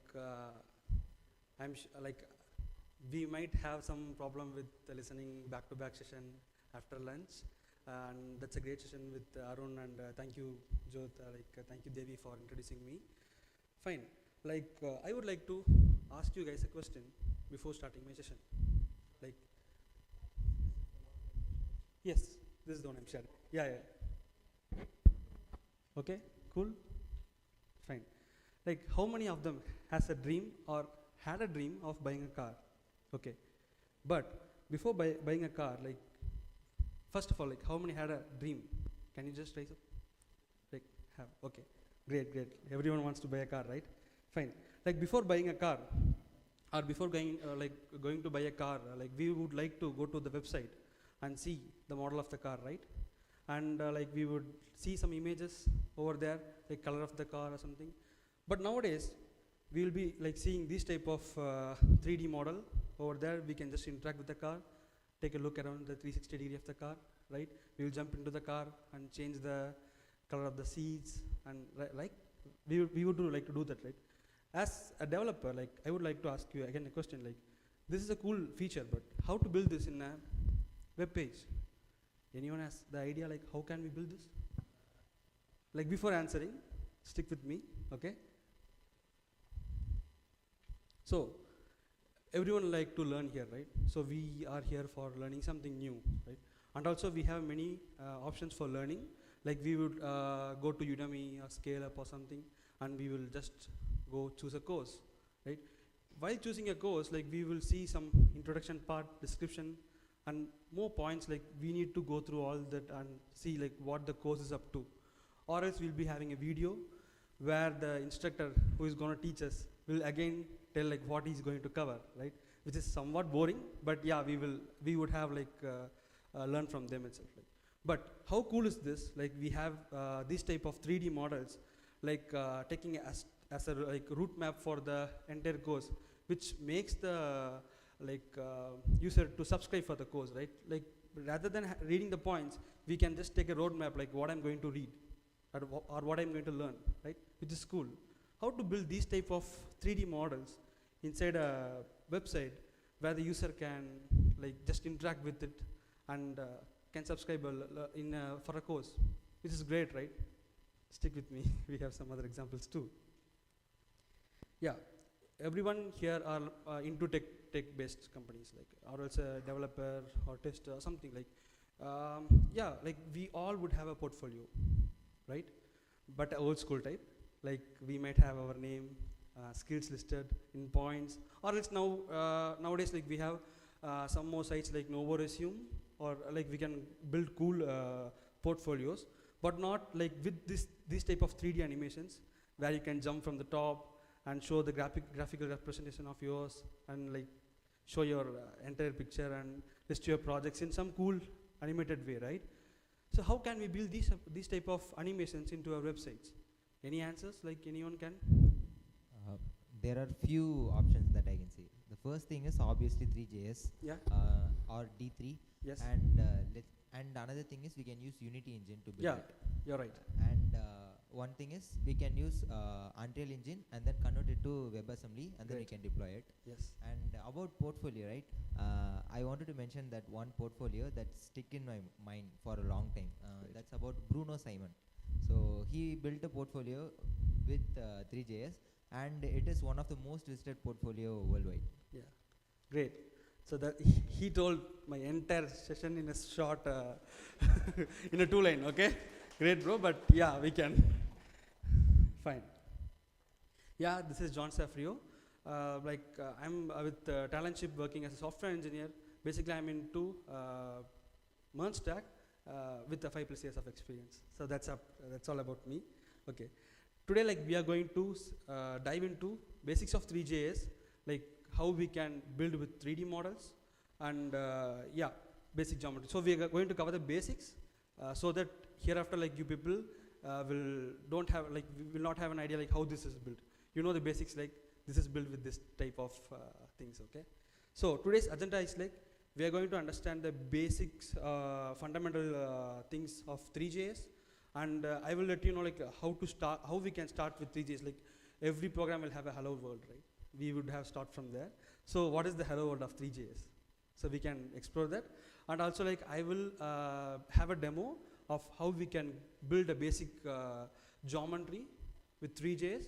And also I will give you a demo of how we can bring in the built-in 3D models into your websites. So this is what we are going to cover today. Fine. So basically, what is Three.js?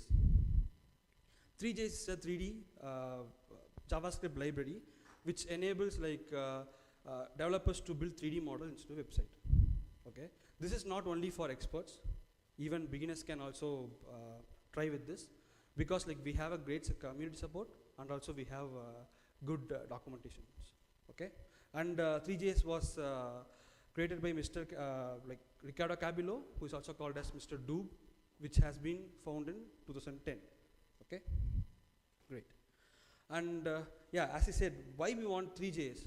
We have more competitors like Babylon.js, PS5, Unity, and also CCM.js. But why we want to go with Three.js? Three.js is very popular because it is, as I said, it is easy for beginners, and it is also powerful and flexible. And as I said, it was invented on 2010. It has been there for more than 2 decades. So we have a big community support for it, and also the documentation is very good. So whenever we got stuck, we can just jump into the documentation and we can have it solved. Okay. Okay. Before going into the basics of Three.js, again, I would like to ask you people a question. Have you been thought of taking a movie or a YouTube video or a scene of shooting a video?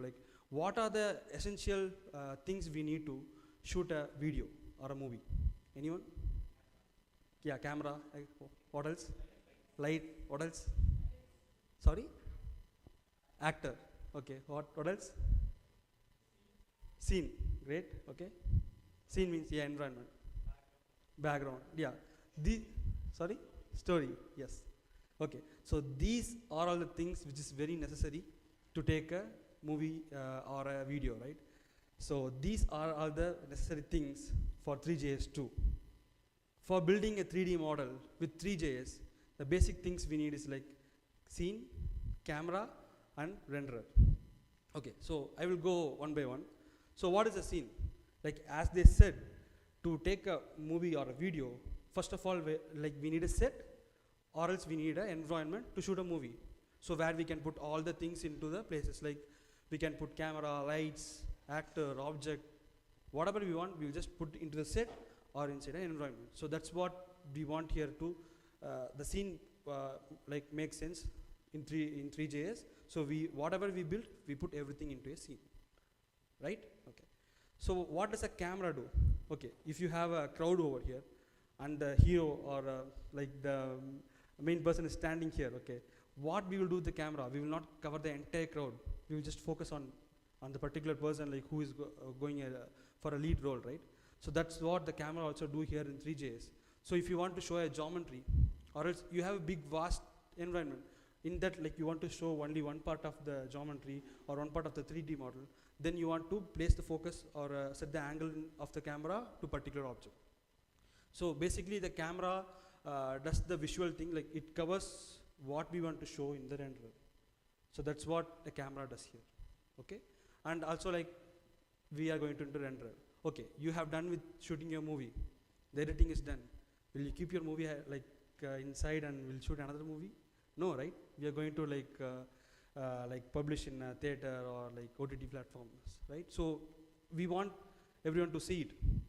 As like we want to render it to make it visible inside a website, right? So that's what a renderer is. So basically the visual part of Three.js, where it works, okay?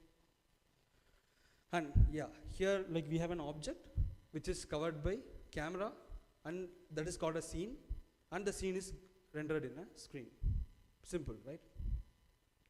Okay, like how we can start with Three.js.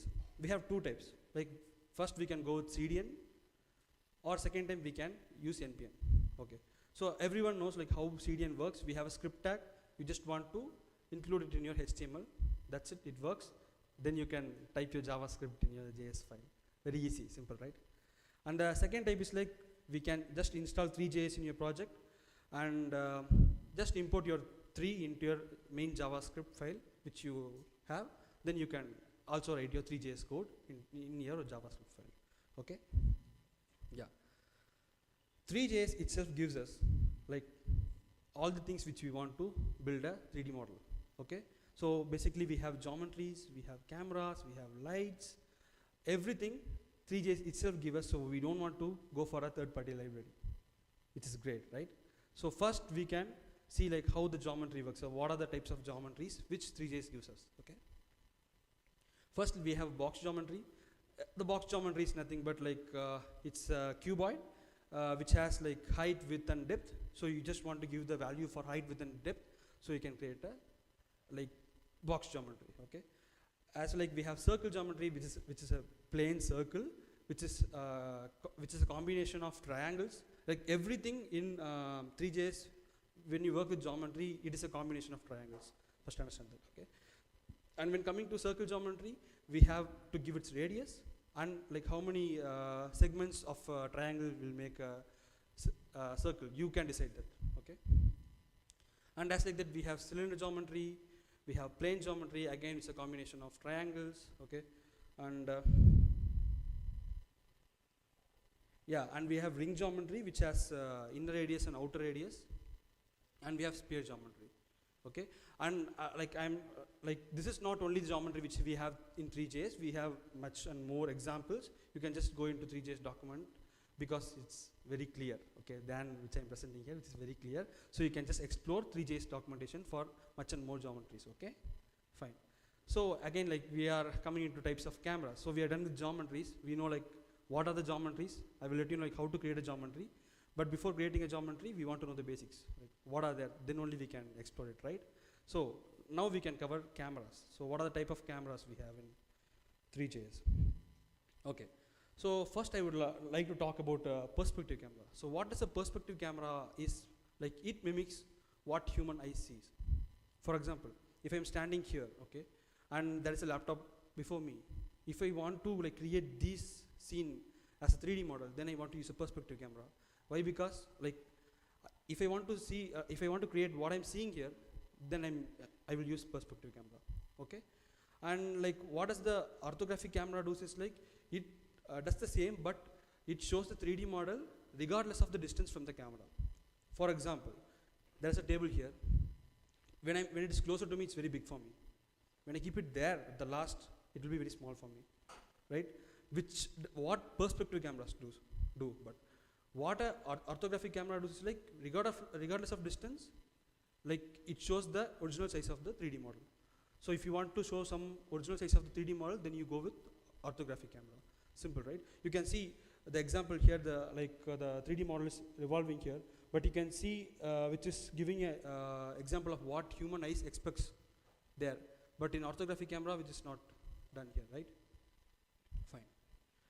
So and also like we have array of camera, like before you had a session with ES modules, right? There would you have, if you are fresher, you would have seen like what is an array. It's a combination of objects, numbers or data types, right? As like in Three.js we have array of cameras, like which is a combination of cameras. You can use multiple cameras, like in, I think so in C++ and all, we should have same data type, but in JavaScript we don't, right? As like we can add like n number of camera with different types of camera. So you can use multiple type of perspective camera, orthographic camera, and I will show you like stereo camera, cube camera. You can use multiple cameras combine, which is an array of camera. Okay. Okay. And we have cube camera. So what does a cube camera do is like, it will cover the particular 3D object from 6 directions, which is x, y, z, and minus x, minus y, and minus z. So when it covers from 6 direction, it will give a single output, so you can see the 360-degree of the particular object. So for that particular reason, cube camera is used. Okay. And we have a stereo camera. Like, how many of them have visited for a 3D movie before? Raise your hands. Okay. So when you enter the screen, you the people will give you a glass, right? But what we will do before starting the movie itself, we will put the glass, and we will look around. Hey, what is this and all, bro? Like, so when the ad goes, we will see the scene in 2 different colors, which is red and blue or green, right? So that is what the stereo camera does. So if you want to create those type of scene, or if you want to give the effect for the object with those type of effect, then you are going to use stereo camera. Okay, great. Yeah, like I'm done with the type of cameras. So how to add a camera?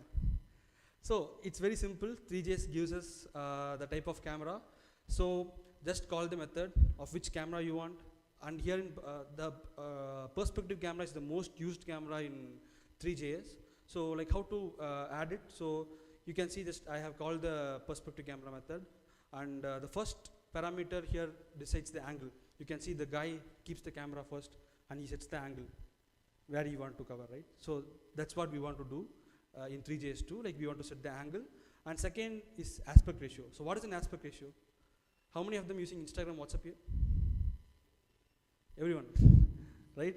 Like, we will be having a profile photo in WhatsApp, or else we'll be posting an image in Instagram, right? So Instagram will suggest us to post in square shape, but we can do with the 3:4 ratio also, but it always asks us to post in 1:1 ratio, which is a square one. And also, like, WhatsApp will ask us to post DP in 1:1 ratio, which is a ratio, like, we can give it the square image, or like 3:4 ratio. Okay, that is an aspect ratio. And the third and fourth parameter are somewhat combined. Like, the third parameter is like how close your camera can go to the object. For example, like, I'm standing here to the object. Think me as a camera. I can go closer to the object. And the fourth is like how far I can go. So when I move this like laptop to the last, so that decides like how far I can go. Okay, so this is the 4 parameters which is necessary for perspective camera. And each and every camera, they have like different options. If you want, like, you can just go to Three.js documentation and check. Okay, so you don't want to use perspective camera for all the types. For example, if you might have some other 3D models which you want to render, and some other scene which you want to render, so you try with different cameras which works for you. So after creating the camera, how we can like add it? Like, as I said before, whatever we create in Three.js, we want to add everything into the scene. So just create a scene and add it to the scene. Okay, I will show you like how we can create a scene. Okay. Yeah. After like we have done with the camera, now we want to set light. Okay, like, think like without light, I'm standing here and speaking before you, and you're sitting there and seeing me. Without light, or this artificial light or the sunlight, would you like can see me? No, right? That's what happened in Three.js 2. We need lights to display the 3D models. That's what. So we can just jump into the lights, type of lights. So like here I bought like 4 type of lights, which is commonly used in Three.js. First I will speak about ambient light. So what does an ambient light do in Three.js is like, it spreads the light equally to your entire scene. So if you just turn on the entire, what is a stadium light? It just give a brand like spread out light for the entire stadium. Or else if you are in a small room, if you put the light on, the light is entirely equally spread in your room. That's what an ambient light also does. And also a directional light. Consider that you are inside a dusty room, okay? Or else when you are in your village, might be like when we woke up in the morning, we will get the sun rays in our window, right? Where you can see the direction. So when it is coming from the far distance, It is called as directional light. So that is the basic example of directional light. And what does a point light does is like, what if you have a strong laser in your hand, okay, and it is pitch dark here, and when you hit the like strong laser on your object, you will get the light only in one point, right? So that is what a point light does. And spotlight, which is like, this is the spotlight which is fixed for me here. Like when we have a speaker in a stage, or when we have a big crowd, like when there is a spot like light in one particular space of a crowd, or one particular person, which is a spotlight, which gives a cone shape light. Basic, right? Fine. Yeah, how to add a light? As I said before, Three.js gives us n number of lights. Just call the light method and give it what type of color you want, and just add it to your scene. Done? Okay, so we have our geometry done, we have our camera done, we have our like lights done. So you have done taking your movie. How to render it? Like Three.js also support with that too. Like it support rendering with WebGL renderer. You just want to call that method and assign to a constant. So when you can call the render method and just pass the scene and camera into it. Simple. So now we are done with like knowing like what is geometry, what is camera, what is light, and how to render. Okay, like boom, we have done. Like we have done with the basics. So hereafter, like when someone is like speaking like, what is this, how we can build, you can say like, this is a basic geometry, and they had a camera here, they had a light, and just rendered it. That's it. So yeah, like I'm done with the basics, but we are going to see like how we can like create a geometry with Three.js, and also like how we can import this earth model, which I got for free. I didn't pay for it. Okay, like I got this earth model. So like how we can import this earth model into your website. First, how we can create it, I will show you a demo, and how we can import it into a website. Okay, this is what we are going to see here. So my screen is visible, right? You can see the code, and also you can see the 3D over there, right? You can see it. Is it clear? Right, okay, fine. So first, like we have a basic HTML, okay?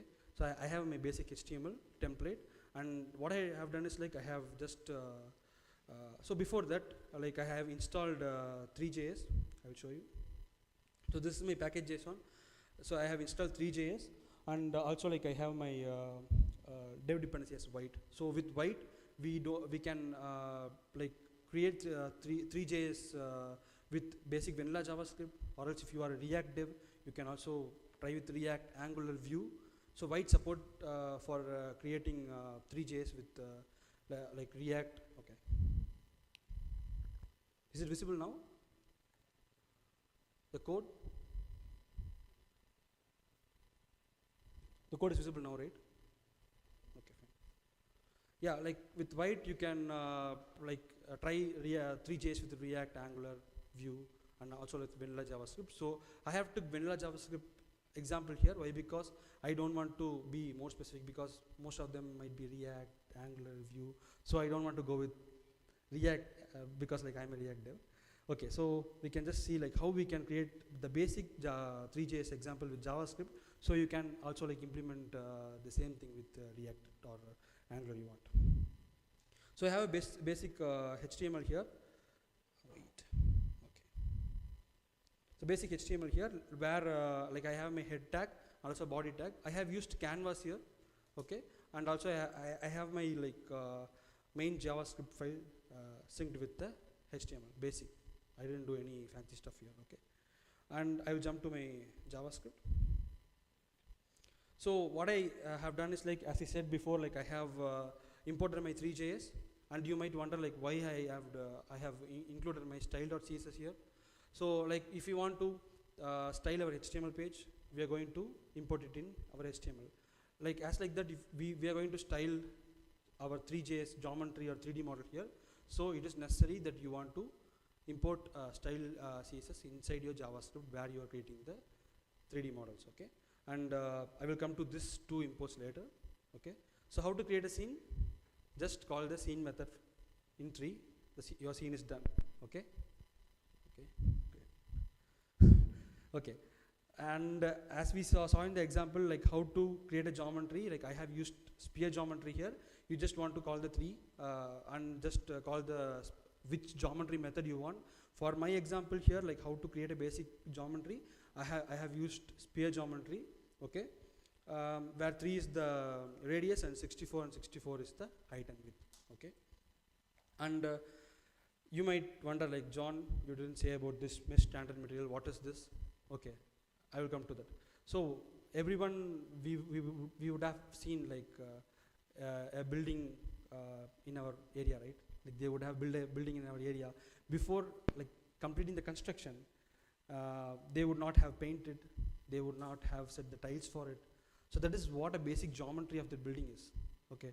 But what actually after that, what they will do is like they will choose the material of what flooring they want. They will choose like what paint they want, right? So that's what we are doing here too. First we will give the basic example of geometry. Like we will just bring in the geometry and we will decide like what type of material should the geometry have. Like if you are building a house, you might want the flooring with wooden. As like that, if you want this spear with a wooden spear or a golden spear or iron spear, like you can just download that material from the internet and you just can import it here. So you can just convert that material as a as the geometry as that material, okay. I don't want to go into those advanced stuff, so I have used a color here and I have just added a roughness. So what does this roughness do is like, I'll just change it to 0. So you can see the point light is pointing on particular point. Why? Because the entire sphere is polished now, okay. So I don't want the sphere to be polished like that, so I have just added a small roughness to it. Now it's cool, right? It's visible, okay. And what does a mesh is like? Mesh is nothing but the combination of geometry and its material, okay. You're going to combine these both and create a mesh, okay. So like after creating a mesh, what do you want to do again? Add it to your scene, okay. So whatever we create in our Three.js, we will be adding that to our scene, okay. That's what we have done here. And I have declared a size. This is not a Three.js thing. Like you know, like I have used window.inner with an inner height to create an object. That's it, okay. And after that, like I have created a camera. As I said before, perspective camera is the camera which is commonly used, so I picked that too. But you don't want to use the same camera for your examples because your use case might be different, right? So for that, I have used perspective camera. As I said before, the first parameter is the angle. So I need the angle 50 here to show this geometry in the way which I want. So you don't want to stick with these values. You can like play with your own, okay? Fine. And also like I have given the size of Windows height and width. So I need it to cover with the entire screen. And like I want to be much closer to the geometry and also far away from geometry. So I have chosen like random number between 1 and 2, which gives us the range between like the camera can travel. So that's what this range gives us. Okay. Now you might wonder, like I have set the position Z to 10. So what does a position Z is like? We have an position angle X which travels horizontally and angle Y which travels vertically. Then how can I represent angle Z? Angle Z is like nothing like as I said, a range where you can go closer or far to an object. That range figures out like what angle Z is. Simple, right? Okay. And after all doing this, I have added my camera to my scene. Okay, fine. And I have got the instance of my canvas into my JavaScript, and I have created a renderer. As I said before, I used WebGL renderer, and I have created the renderer, and I added the canvas where I'm going to show all my 3D model into a canvas, right? So I have added the canvas into WebGL renderer, so it can render all my 3D model inside the canvas. Okay. So after that, after my geometry is done, after my camera is done, I want to set a light, or else we are going to see nothing. So I will show you here. I will just come at it. Nothing there, right? So without light, we have the geometry there, but we cannot see it because we don't have a light. That's how important light is. Okay, fine. After that, I have a set pixel ratio of 2. Why? Because in larger scenes, we want to mention the pixels. If not, it's gonna break. Your 3D geometry gonna break. Okay, and I have rendered the scene. Simple. Okay, then you might render, John, you told that we need to create a geometry, we need to create a camera, we need to create a light, and we want to render, everything's done, right? Then why you have written more code here? Yeah, I know that. This is not a Three.js thing. This is a basic JavaScript thing where we write code for website, for mobile, tablet, and also big screen, small screen. We have resolutions, right? So to maintain that, I have created this. So I have created an event listener for resizing, where I again set the height and width of the screen, and also I set the aspect ratio of the camera. So first we have set the aspect ratio of the camera, right? I have updated it. So once we change any value of camera, we want to update the camera. So once we update the camera, again we want to render the screen. So that's what I have done here. So the basic things. Yeah, and you can see, I will just comment this and I will show you how does it work.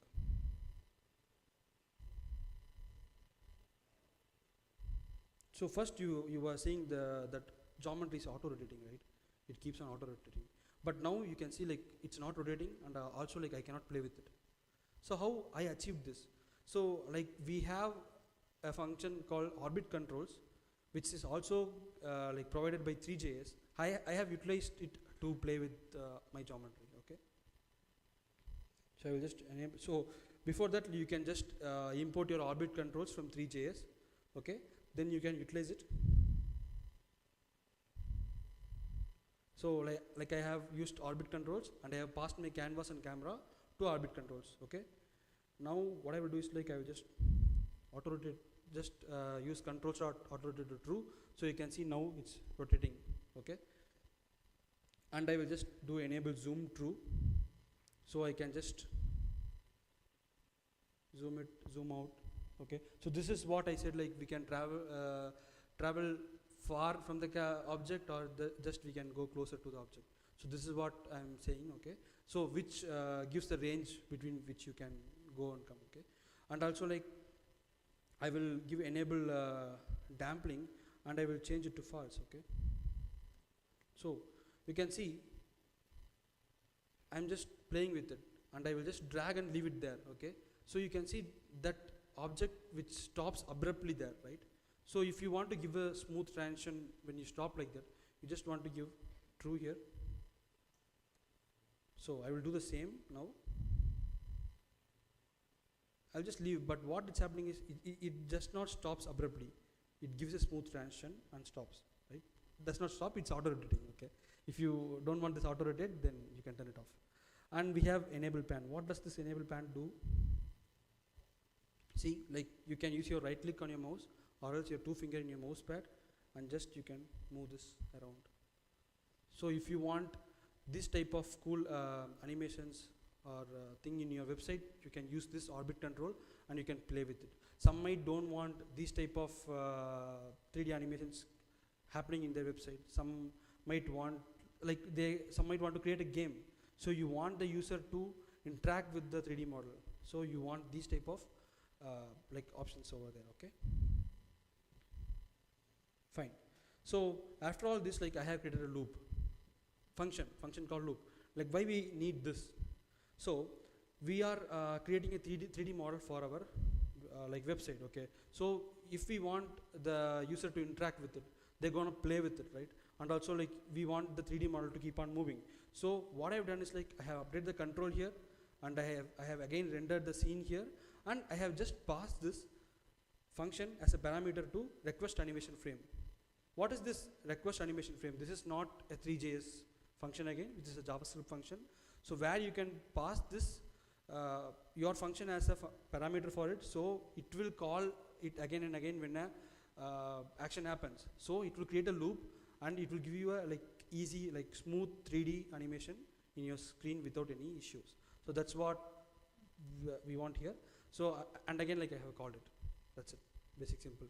So like we are done with the basics of creating a geometry, but always like we don't want to have our this type of box geometry or sphere geometry or circle in our websites. We want some cool steps which our graphical designers give us. Like they will be creating a model of a human running, or else a car going, or else like something else that they will create, and they want us to like bring that into our website. So that's where the game comes, right? So yeah, like I have 3D model I have already downloaded. So you can see inside public I have a earth. Okay, the main thing is like scene.gltf. Okay, so what is the gltf? Is like graphical loader where 3.js already they say us to use gltf models. Okay, you can also use some other models, it will be supported, but 3.js suggests us to use gltf, so I have choose that. Okay, so how can we load this? Okay, so before loading it, we can just download gltf loader from 3.js itself. So 3.js is giving us gltf loader, just import it, fine. And after that I've just loaded that earth into our like 3D scene. Okay, you can see the background would have changed already, but I will show you. Okay, so what I have done is like I have just called the gltf loader and set the path like where it is, because it's my public and earth. So I have set the path and I have assigned it to my constant. Okay, after that I have called that constant and a function called load, which also has two parameters. One is the name of the gltf model which I have, and the second one is the function itself. So the function gives us a parameter gltf, where you can just get the scene of the 3D model. Like you can get it like gltf.scene, and you can pass that scene into the scene which you have created for your web page. So we have created a scene first, right? So we want that graphical scene to come into our scene so that we can work or play with that. So that's what the basic here is like. So you can just access the scene from the graphics, and you can just add it into your scene, the basic thing which we want to do. That's it. So we can see our earth is there, but we cannot see it. We can see only the core of the earth, right? Fine. So how we can see our earth? So you might listen, like I have set the camera position to Z, which is very closer to the geometry, right? So I will bring the camera back. Okay, so now you can see the earth is there, but the entire earth is at night. Why? Because here comes the what the light plays role, right? So yeah, I will add a earth light. Fine. Since we are in Chennai, it's afternoon here, so I will add light to India. Okay, so one side of the earth is like lighted by sun, and other side is night. Okay, so that's what my basic concept here. I have added a point light again, and now I have used some different values for this use case. Likewise, if you are like importing some other model as a human or something, and you want only the light to face or something, you want to play with these values. First, when I use this, I wondered, hey bro, like how I'm going to play with these values, like where I'm going to get it. Why? Because if you are working in some like organization, you might have ACs, acceptance criteria, where they will give you everything, the user story, everything. You only want to code. But when you are working with this type of 3D models, you might not know like what angle you should use, what color you should use, and what are the ratios you should use. So first, like when you are starting, it might be hard for you, like what angle you can use, like what color you can use. But when you keep on doing that, you will get to know, like, okay, bro, this is the thing, x-axis, y-axis, and z-axis. When we play with this thing, we might know like where the camera or where the light should come. Okay, it is not hard, too hard, but it is very easy. As like coding, we need to keep on doing that, so we will come to know like what we want to do. Okay, so as I said before, like I will also add an ambient light so that you can see the difference, like what is the difference between lights. Okay, now you can see the one side of the earth is lighted and other side is pitch dark here, right? So when you give an ambient light, this is what happens.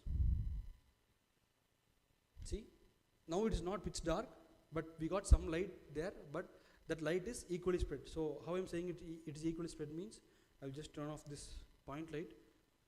Now you can see the earth is not entirely dark there, but some light is there.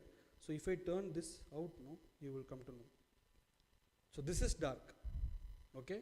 And you might know, John, in every country there is light there. That is not my light, which the graphical designer use, okay?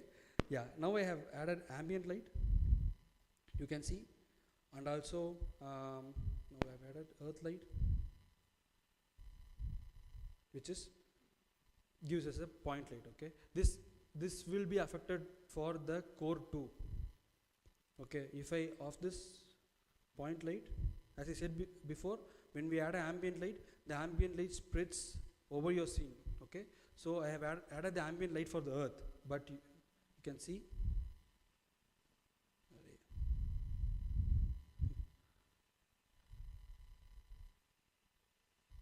okay, it's not zooming, okay?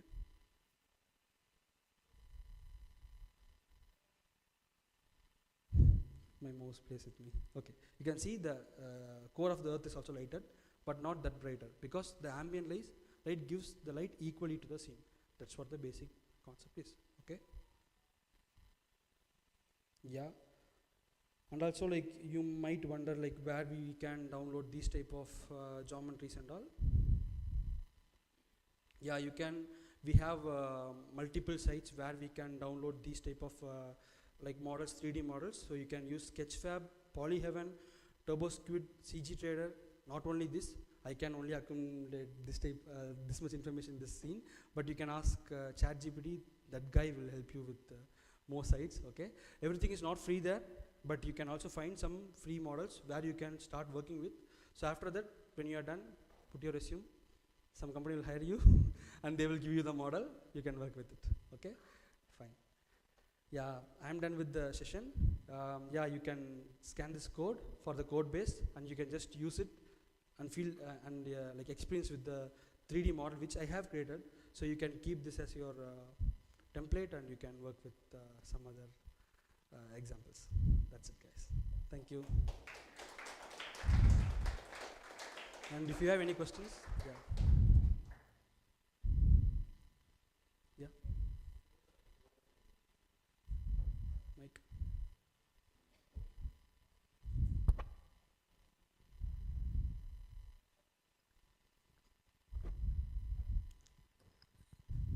Can you please show that portfolio that someone said, right? Yeah, yeah. So you want me to show that in Three.js official documentation, or I took that from official documentation? No, someone said one of the developers' portfolio was. Yeah, can you give the mic to him so he might help you with that?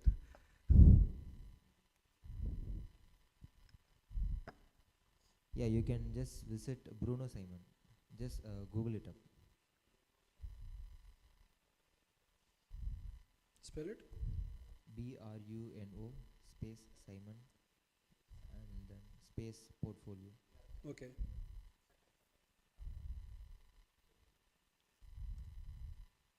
Yeah, the first one. See, just very cool. It's starting itself. Start.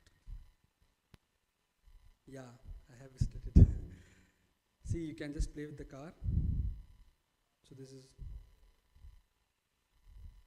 Yeah, I'm not good with driving, bro. See. So which is very cool. Like he wants the user to like drive a car and see like what he has built and what he's up to. That's it. So you can try. I'm not a good driver here. You can try. Okay. Yeah. If you don't have any questions, like we can meet up there. That's it. Thank you, guys. Any questions? No. Thank you.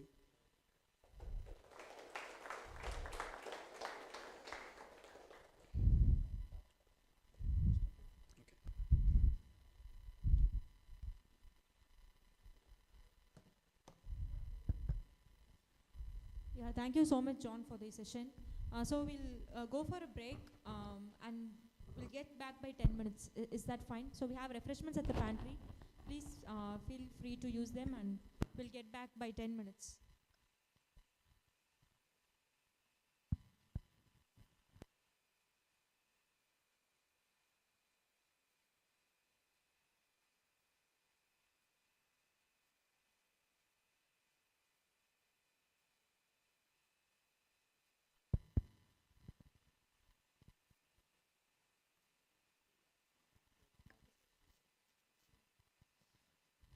Also, guys, like we display a QR code for the calls for speakers. So if you are interested in future to present your thing, like you can use this up.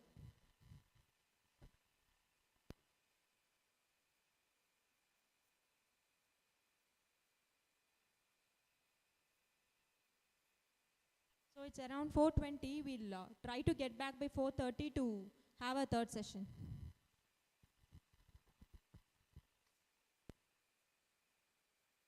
Yeah, we have displayed the QR code. So if anyone is interested to be the speaker for the upcoming sessions, please feel free to use this QR code.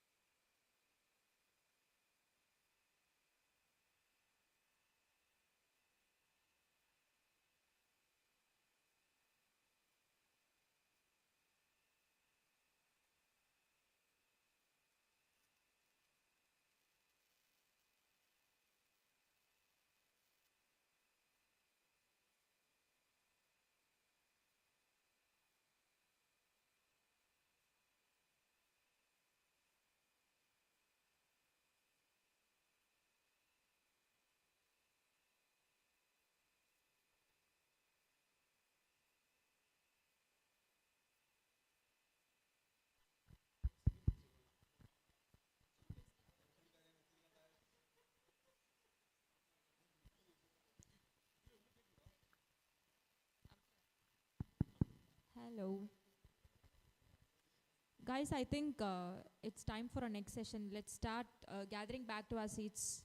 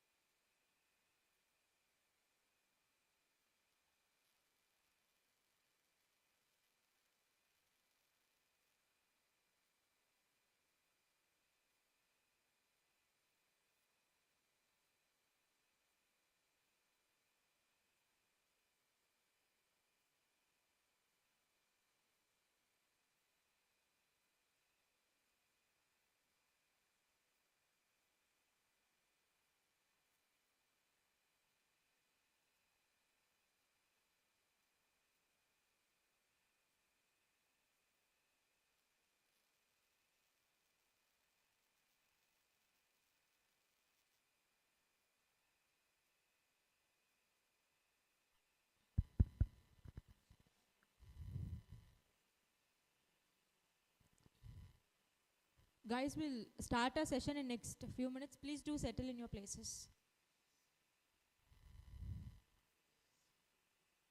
We can do the networking post session, guys.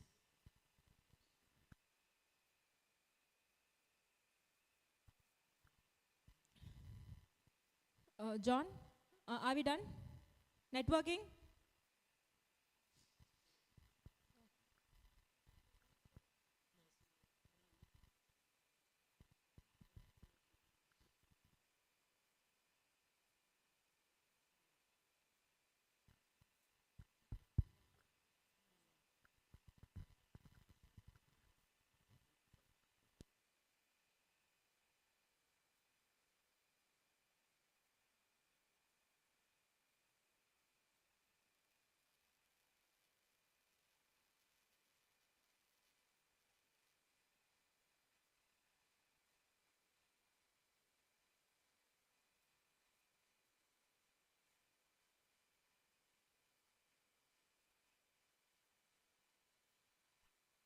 So, hello, guys. Can we have your attention? Yeah. Thanks for coming. Actually, I'm going to play a video of Neha Sharma. Neha Sharma is our JSLovers founder. She spoke in 2018 Meetup Together Fest. Meetup.com, they hosted an event in UK. She shared about JSLovers there. So we believe this video will be the essence of what JSLovers is, what we believe, why it was started. If you watch this, you will have a clear picture. So I will be sharing the video now.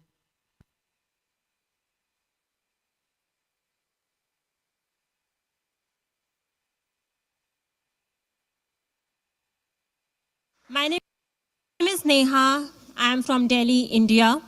I'm a full stack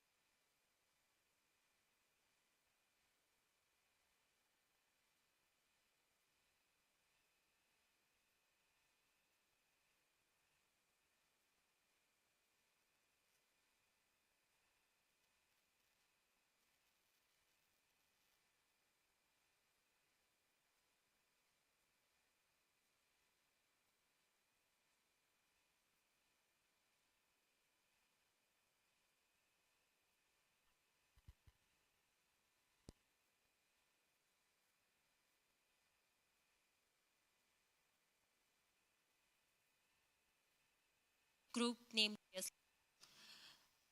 This is my Twitter handler. Sorry. My name is Neha. I'm from Delhi, India. I'm a full stack developer and I'm the organizer of a tech group named JSLovers.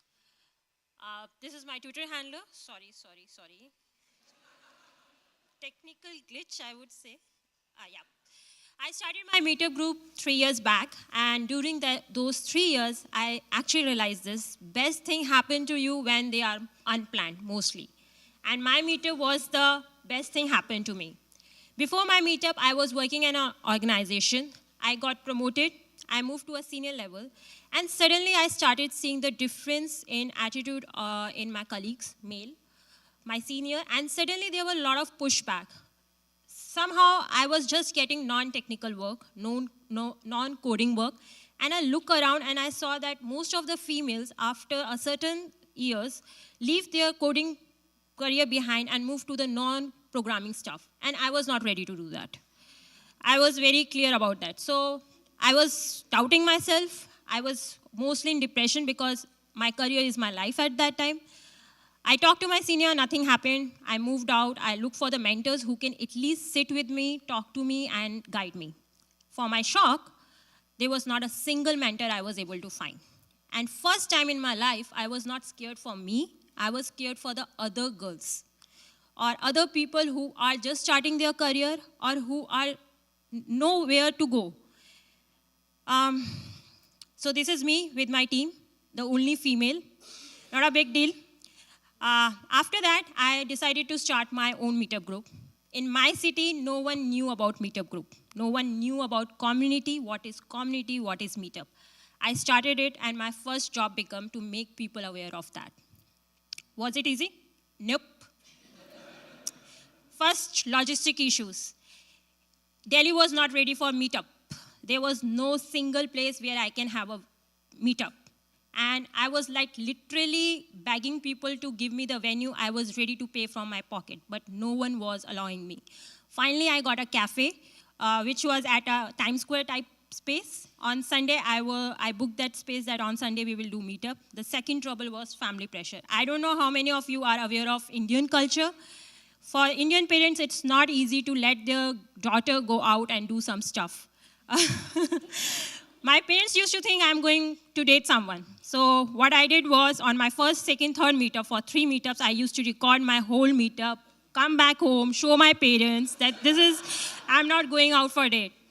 There was a lot of lack of support. I used to have a big network, Facebook friends, Twitter and all that. But the moment when I was doing my meetups, none of the person was coming front to, help me, support me, spread the word. And I was fine with that. I was actually prepared at that time. The last one was lack of awareness of community and meetup.com. I still keep getting messages, what is meetup, what is event, what you do? Is it a teaching institute and all that stuff? Once I got so frustrated, I went out, I wrote a Medium article that what is a meetup, how a meetup work, pre-meetup, post-meetup, during meetup, everything. And whenever someone asks me the same thing, I just give them that article.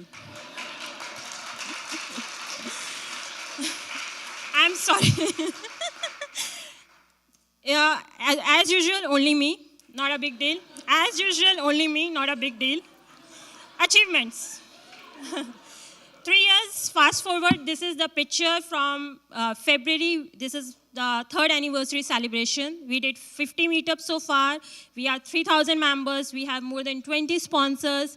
We are the first community from Delhi to be the part of Google Developer Community Program, and first most active community from India to be the part of that program. We are across many cities also.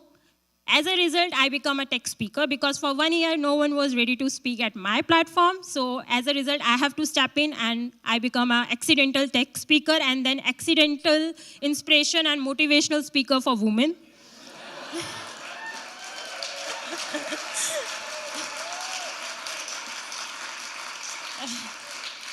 Success story. There are a lot of success stories. What I understood in these 3 years, it's not about learning programming, making people learn something like programming or something. It is also about changing their thought of process. Back in my city, most of the people come out to a meetup just because they think if they will learn this thing, back in their job, they will get a raise or hike. If you will try to make them learn something new, they will not. From last 3 years, continuously, I am telling them to learn something new, not for your company, not for your job, but for yourself. And somewhere I'm succeeding in that. As a result, I'm getting a lot of feedbacks, good feedback. The last one is the most special one. We started hosting international speakers. People come to India to speak my platform, which is a big thing for me. I'm very biased toward females, and I have no shame in that. Uh, I started helping a lot of females to connect them with internship job without making them pay any money to me or to the company. Uh, Last but not the least, the photos which I picked where I was the only one standing, people keep talking about gender diversity. In India, it is very hard for females to come out on weekend to attend Meetup.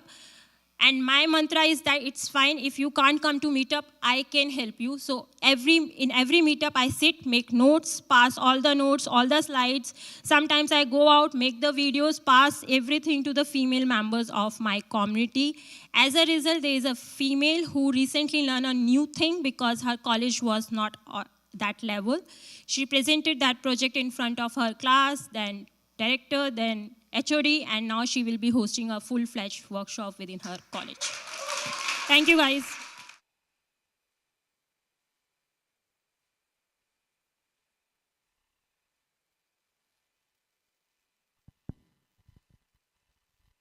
That was so inspiring, actually.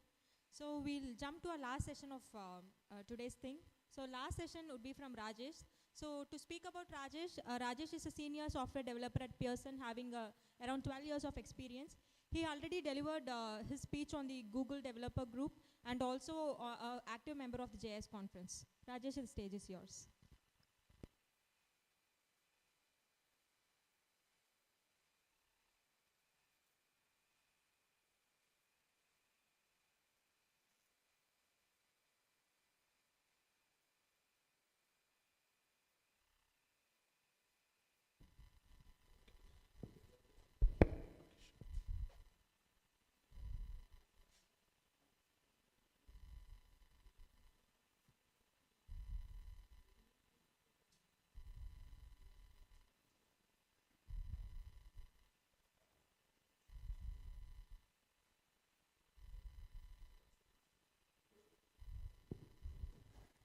Hi, good evening to everyone. Myself Rajesh. So today I'm going to take the session on TypeScript. So building stronger JavaScript application with TypeScript. So I mean stronger JavaScript. Why I mean stronger JavaScript is like because by default, as you all know, JavaScript is a loosely typed language. So that's like if you take Java, C#, like it is basically strongly typed language. Why it is called a strongly typed language is it supports types. For example, if you want to declare any variable, we can declare with types. So, but in JavaScript, we don't have that type concept. To introduce type in JavaScript, we have something called TypeScript, nothing else. Okay. Okay. So this is about me.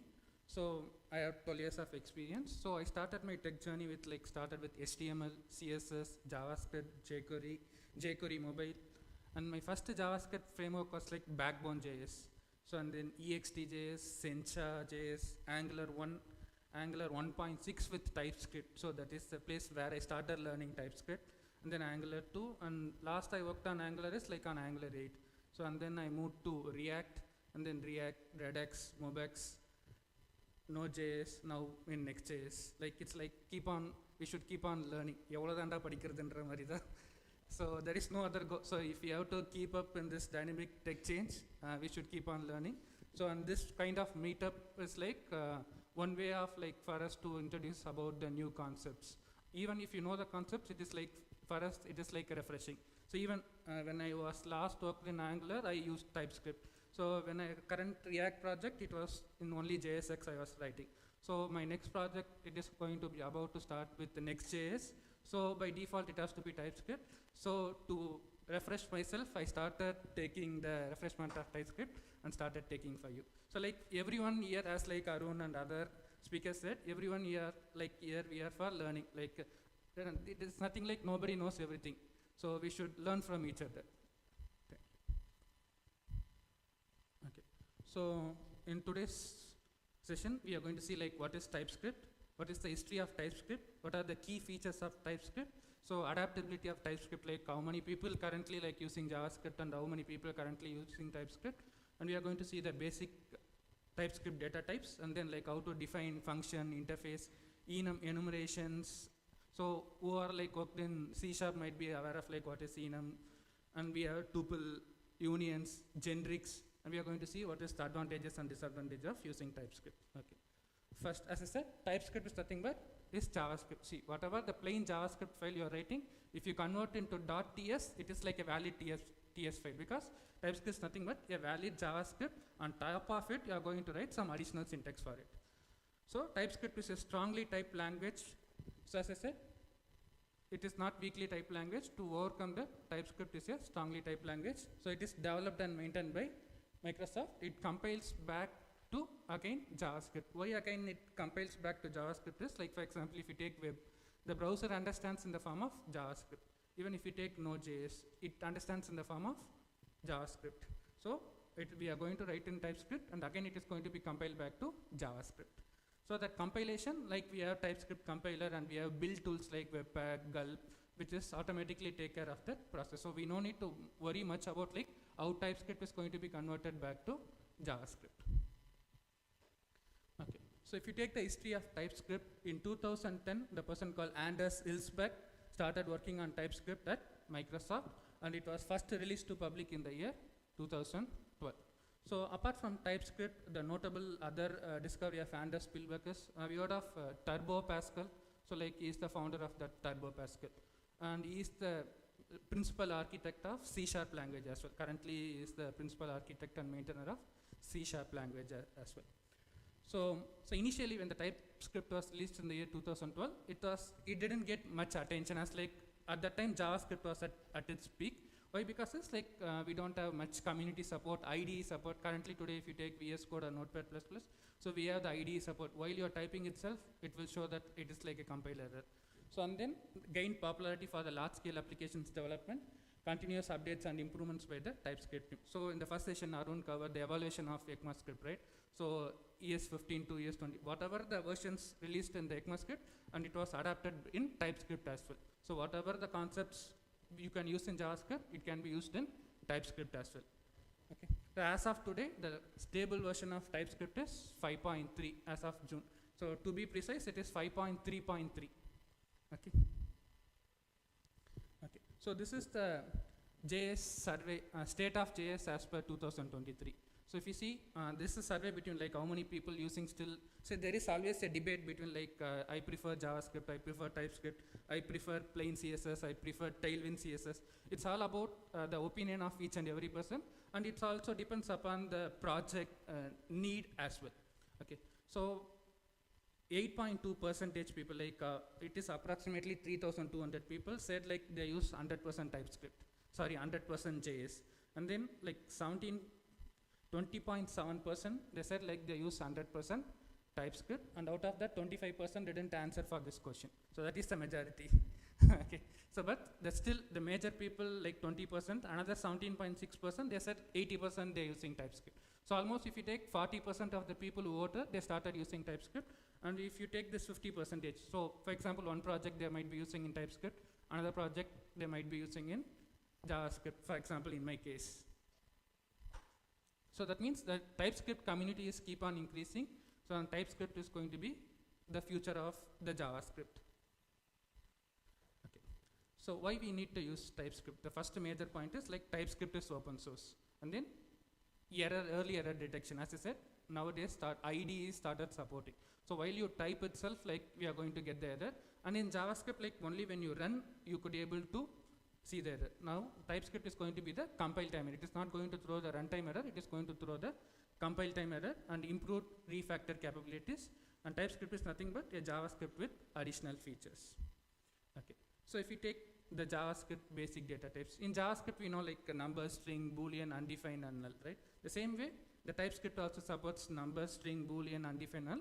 Apart from that, we have other types like union, any. So any is nothing but it is similar to JavaScript. It is not going to do any type check, but it has some advantages as well. Okay, we will see that.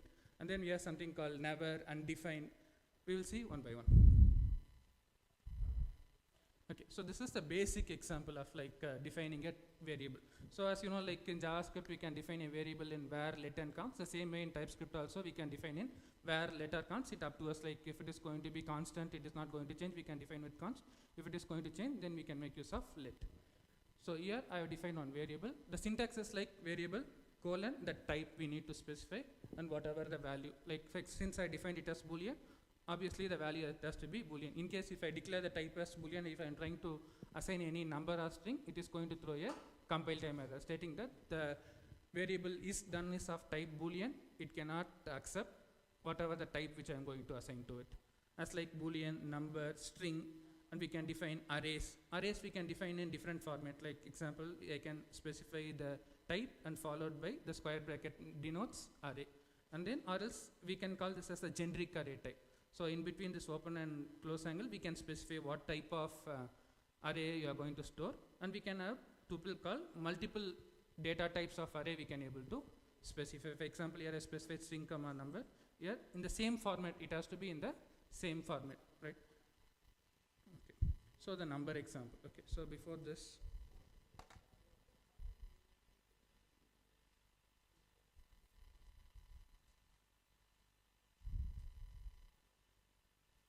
Okay.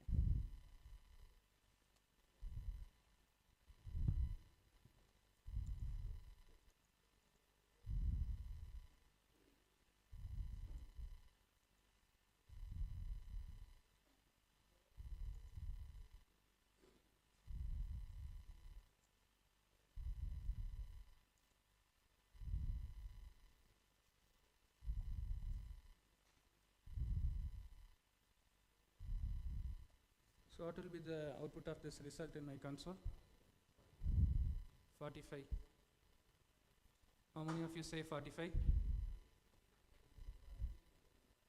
So let me run this.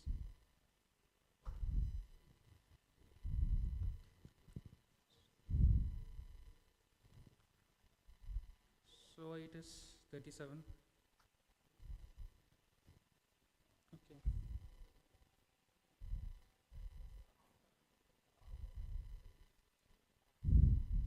Any guess? Sorry? Yeah, right. Exactly. It is like octal representation. So it is not nothing to do with TypeScript. It is like a general JavaScript only. Okay. So let me. Okay. Is it clear now? Okay. So why? Because this in JavaScript, if your number starts with 0 and followed between like 0 to 7. So it will be considered as an octal number. Okay. So like we have decimal format, octal format, hexadecimal format, right? So in this way, this is an octal format. So like how the output will be 37 is like it will be the decimal number will be converted, octal number will be converted to an decimal number. Like for example, here what will happen is 1 into a to the power of 0 and 2 into a to the power of 1. Like 2 into a to the power of 16 plus 1, 17, and here it will be 4 plus 16, 21 plus 16, the output will be 37. Got it? Okay. So I am saying is like even in TypeScript we can able to define octal number. So in the latest ECMAScript to avoid the confusion, so we can able to represent with the notation called O, like 0, O, 3 doubles on. That means it represents it as an octal number. Okay, and we can able to specify in the hexadecimal format also. So for normally in JavaScript, we used to always have a whole number like decimal number, but also we can able to specify in octal, hexadecimal, also we can specify in the binary format. If you want to store the data in the form of bits, right? So for example, if you're going to store the data in any hardware bits, so that we can able to use of binary data. So it is common in JavaScript. The same thing we can able to make use in TypeScript, but everything will be considered as a number. So if you take in C# or Java, we'll have the concept like float, right? So we don't have the concept called float. So everything is considered as a number in JavaScript. Okay. So and then we have array. So the general things, as I said, string, boolean, number, we define as it is like variable name, colon, followed by the type of your variable which is going to hold. Okay. The next one, it is going to be array. So array is nothing but where we can able to store a data. So normally in strongly typed language, definition of array we call it as collection of similar data types, right? But whereas in JavaScript, it can be a collection of similar data types, or it can be a collection of, it is not mandated that it has to be a collection of similar data type, right? So because of strongly typed language. So even in JavaScript, we can make it as like a collection of similar data types by specifying string. So that means here it is going to be accept only a string. So in this, because I have defined this array as a string, it is going to be contain only the string value. So this is one format. Another format is here, we can call it as like generic array. So array, we will see what is generics in detail down the slides. Okay. So here we can specify what is the type of value this array is going to hold, or else like we can normal JavaScript we used to define it. Still it is nothing wrong with TypeScript. Still we can able to define like this. Only thing is like it is the support any type checking, right? Okay. So if I want my array to be consist of, for example, I want my array to contain both string and number. So I can specify like with OR operator. It can be either string or it can be a number. So if you want followed by Boolean also, you can include whatever the type of value. So for this example, it is collection of unsimilar data types as well. So we have something called union. So here we are seeing this is like string or number, right? So this itself is like an union. So that means either I can make use of string, I can make use of number. The same thing I can do it for a single variable also. It is not only for array, I can assign it to the variables as well. So if you see here, the number I am trying to assign, it is okay. Here I am trying to assign a string, it is okay. But here I am trying to assign a Boolean value, it will throw the type error. Because here either it can be a number or it can be a string. Okay, so tuple. So while Arun is taking his explain, right? So tuple is a type of array with a fixed number of elements, which element can have different types. So if you take this example, if I want, so what is the difference between like array here, in previous example we have said the array can have string, number or Boolean, right? So what is the difference between array with that and this example is, it has to be followed in this particular similar pattern. For example, first it has to be string, number followed by Boolean. Whereas in this previous example, it is the order is not mandated. Either the first place it can be a number, second place it can be a string, it doesn't matter. And the size is not fixed. So either I can have 10 elements or 15 elements, it is up to us. Only thing is it has to be string and number. Okay, with the example, with the help of tuple, we can define. So I want only this 3, my array length has to be 3 and this has to be in this particular order. Okay, see for example like in React you might have used use state, right? So the first, the return value of use state, the first value, whatever the value which you are going to assign, that value, the second value is always going to be a function which is used to update that, right? So if you know that the fixed methods, so we can able to specify my order and what type it is going to be. So here it is like 3 values. If I am trying to assign 2 values, it is not possible. Okay. So and then any. So I hope you all know aware of like any. So it is easily we can able to write any because it doesn't check for types. So what are the situations we can use any is, for example, so I'm going to get the data from an API or third party. I don't know like in which format I'm going to get the data. So, but I need to store it to some variable, right? So in that condition, we can make use of any. And also, for example, if your existing project is in JavaScript and you want to entirely convert into TypeScript. So earlier we don't know like from what values we need to check compare, right? So initially you can make it to any, and then parallelly we can able to convert step by step. Gradually we can convert everything to the TypeScript. Okay.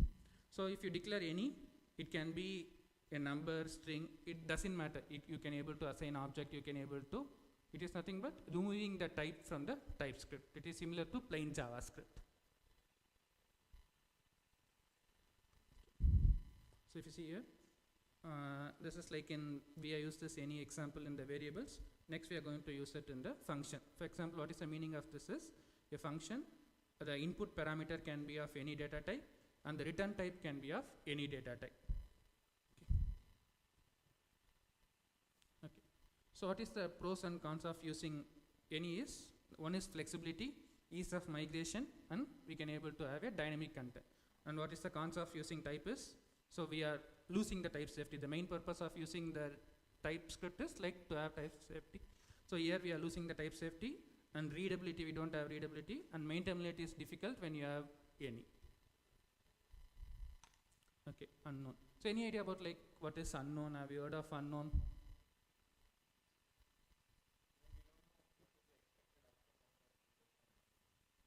The same thing we can do for any as well, right?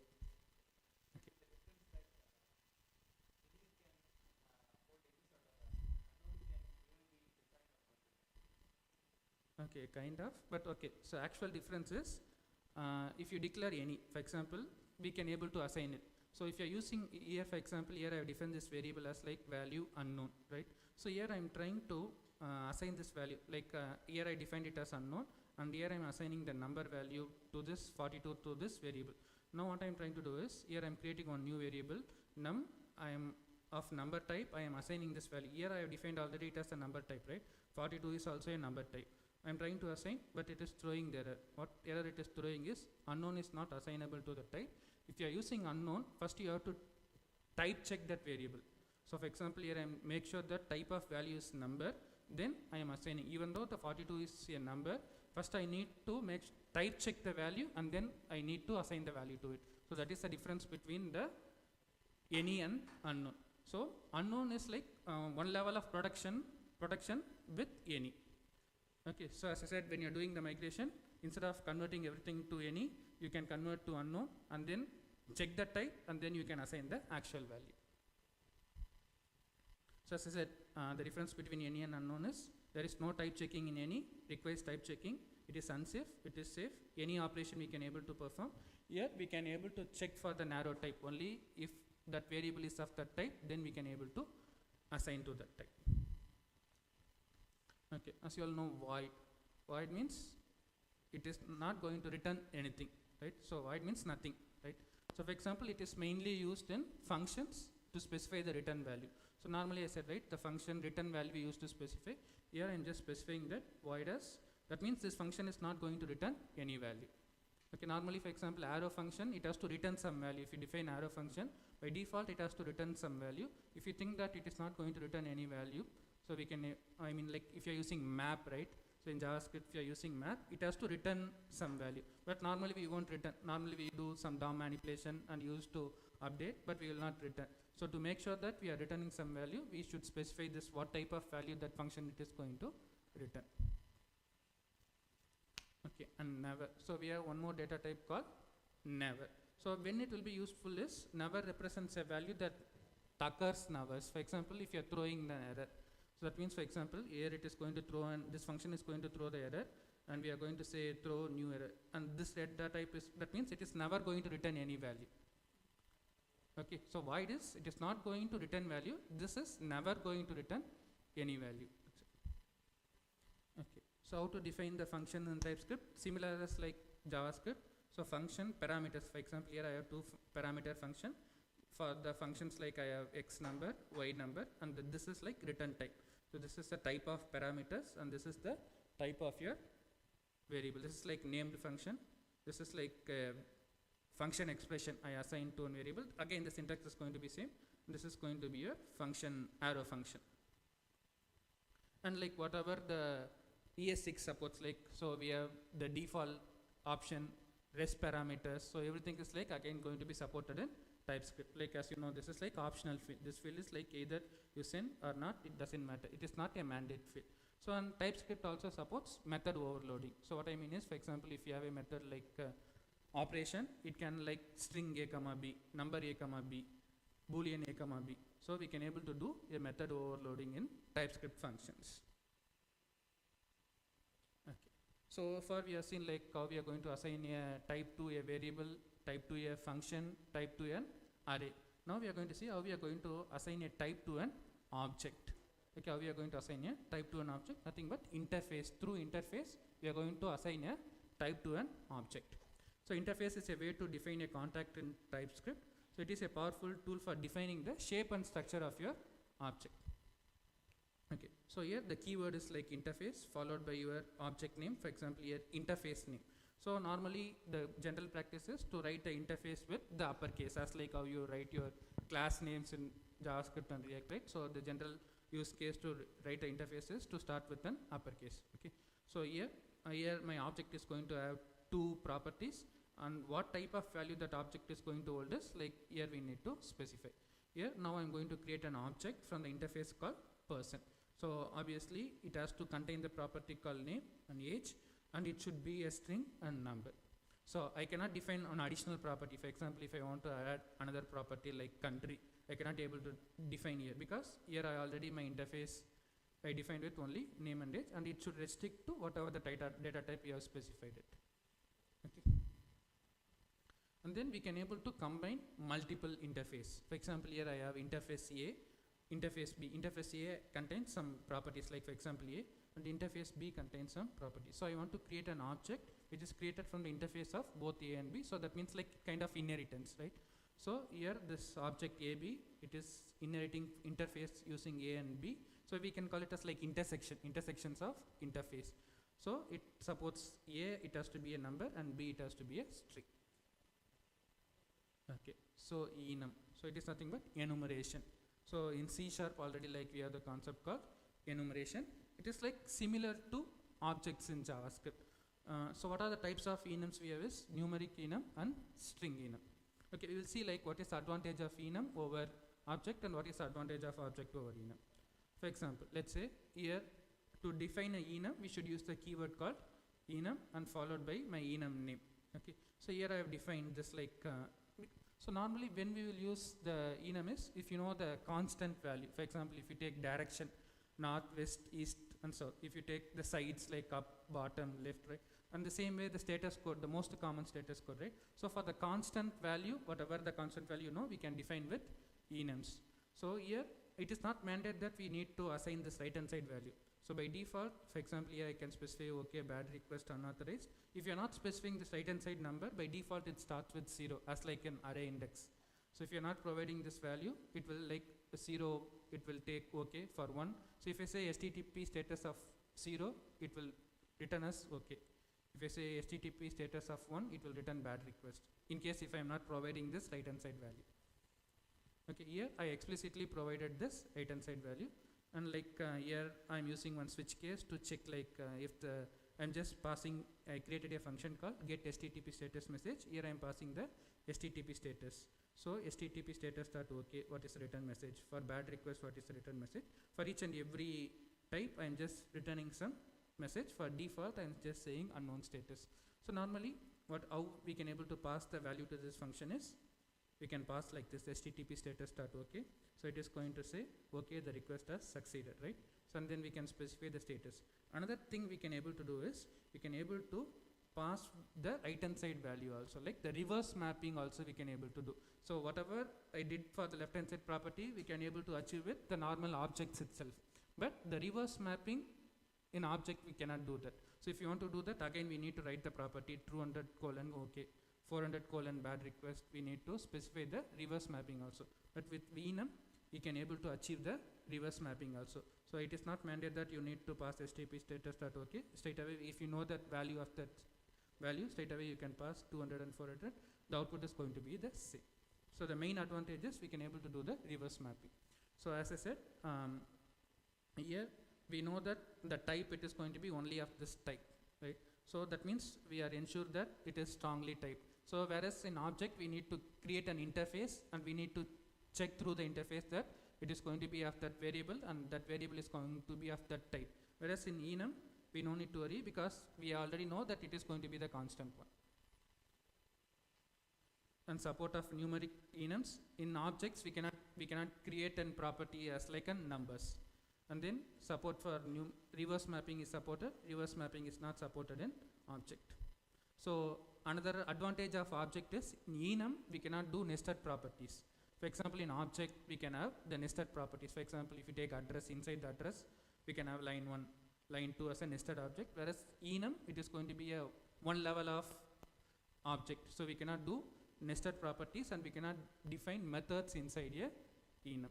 So like it depends upon our need. Okay. So if you need a nested object and methods inside it, we can go for object. If you know that it is going to be constant, we can make use of enums. Okay, as I said, the difference between enum and object is when you need a fixed set of related constant with type safety, auto incrementing value and reverse mapping, we can go for enum. And object, when you need more flexibility, dynamic values, nested properties and methods, we can go for objects. Okay. In idea like what is generics in TypeScript? Like again, generics is common in C#. Whoever worked on C#, they might be aware of generics. Any idea like what is generics? Yeah, so already we achieved type safety, right? We achieved type safety for our variables, we achieved type safety for our array, we achieved type safety for our object, we achieved type safety for our functions, right? So it is nothing but so far like whatever we did, we did it for individually, right? So now everything is like reusable, right? So I want to create a reusable component. So for example, I define a function, right? And that function, it is going to accept 2 parameters. So first 2 parameters, it is going to be string. So I need to create one function which is going to be accept 2 strings like a colon string, b colon string.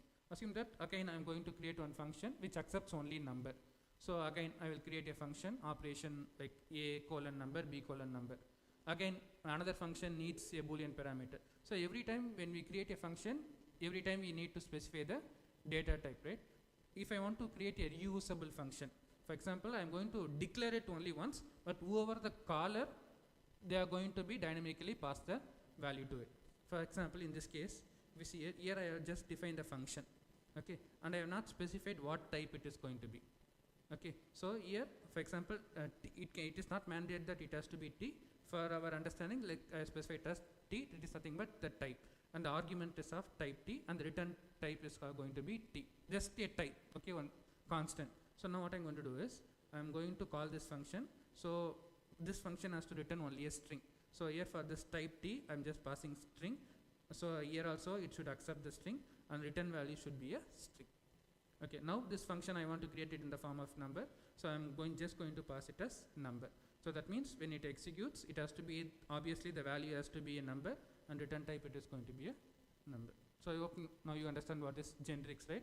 So instead of rewriting the function again and again, the function it is going to be the common, the caller wherever we are going to call that function, with the dynamic type we are going to pass to the declared function.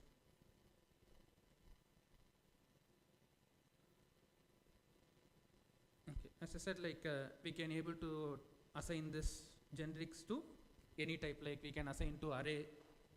Here in this previous example we assign to function, right? So we can assign to array. In the previous example I shown it, we can able to apply to array, right? And we can able to apply to the interface also. So again, object can be dynamic. So for example, we cannot able to write the structure for each and every object every time. So the value of this parameters may change. So to avoid that, we can able to create a generics. So generics is like common in, if you take any large scale application, generics is going to be common because we need to have a reusable TypeScript components. Okay, so we can able to specify type, and whatever the type you are going to pass here. For example, here for this interface, the interface name is container, and it is going to be number. This value, it is going to be a number. So for this interface, this value it is going to be a string. Okay. Okay. So we have come to the conclusion of like what is the advantages and disadvantages of using TypeScript. As I said, the main advantages: TypeScript, enhanced IDE support, early error detection, improved refactoring, better documentation through type annotation. So and disadvantage of TypeScript is like whatever the advantages we should know, and also we should know what is the disadvantage of it as well. So the compilation step is required, learning curve, additional boilerplate.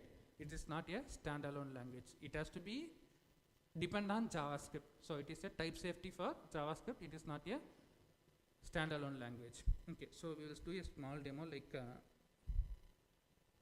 So if you want to start learning TypeScript, you can make use of this TypeScript playground, so which is provided by the TypeScript language itself, for example.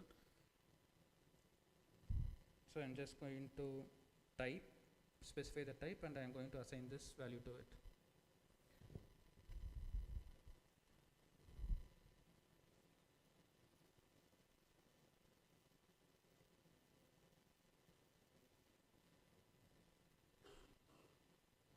So if you see, this is the converted code of this TypeScript. It is JavaScript. So TypeScript is going to be compiled back to the JavaScript, and it is going to use strict let a equals 0, and whatever the TypeScript code I'm going to write, it is going to be converted back to the JavaScript. So this is TypeScript playground. For example, if you want to create in your VS Code, let me create one new file. Example.ts. So I'm creating with the file extension called ts.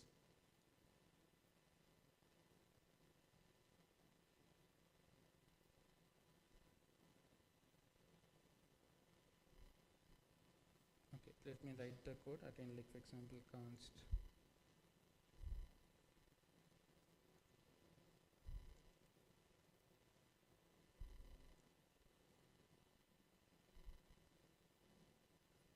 So we are going to convert this to TypeScript. Let's see. So for example, this is my folder where I have my TypeScript.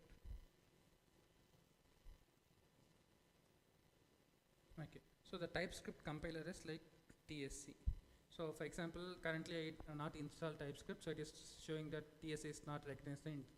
Okay, for example, if you want to install TypeScript only in this particular folder, you can give npm install TypeScript, or if you want to install globally, you can use npm install TypeScript. I'm going to give install globally. Okay, so now if I see TSC, so it is providing TSC is available, right? Now I'm just going to compile this TSC followed by my file name. So it is compiled. If you see here now the JS code is available. So the equivalent JS code is this one. Okay, for example, if I'm creating another TypeScript file, for example, sample.js.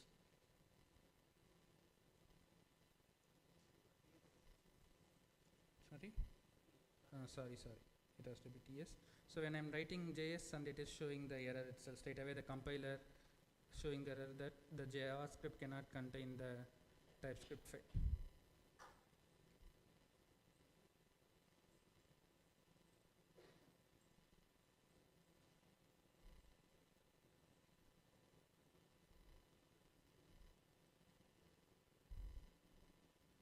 Okay, so again, if I want to compile this, I have to specify tsc-sam. So if we have a huge file, like if you have a number of files, it is tedious to convert each and every time, right? So what we can do is, for example, now what I'm going to do is tsc-init.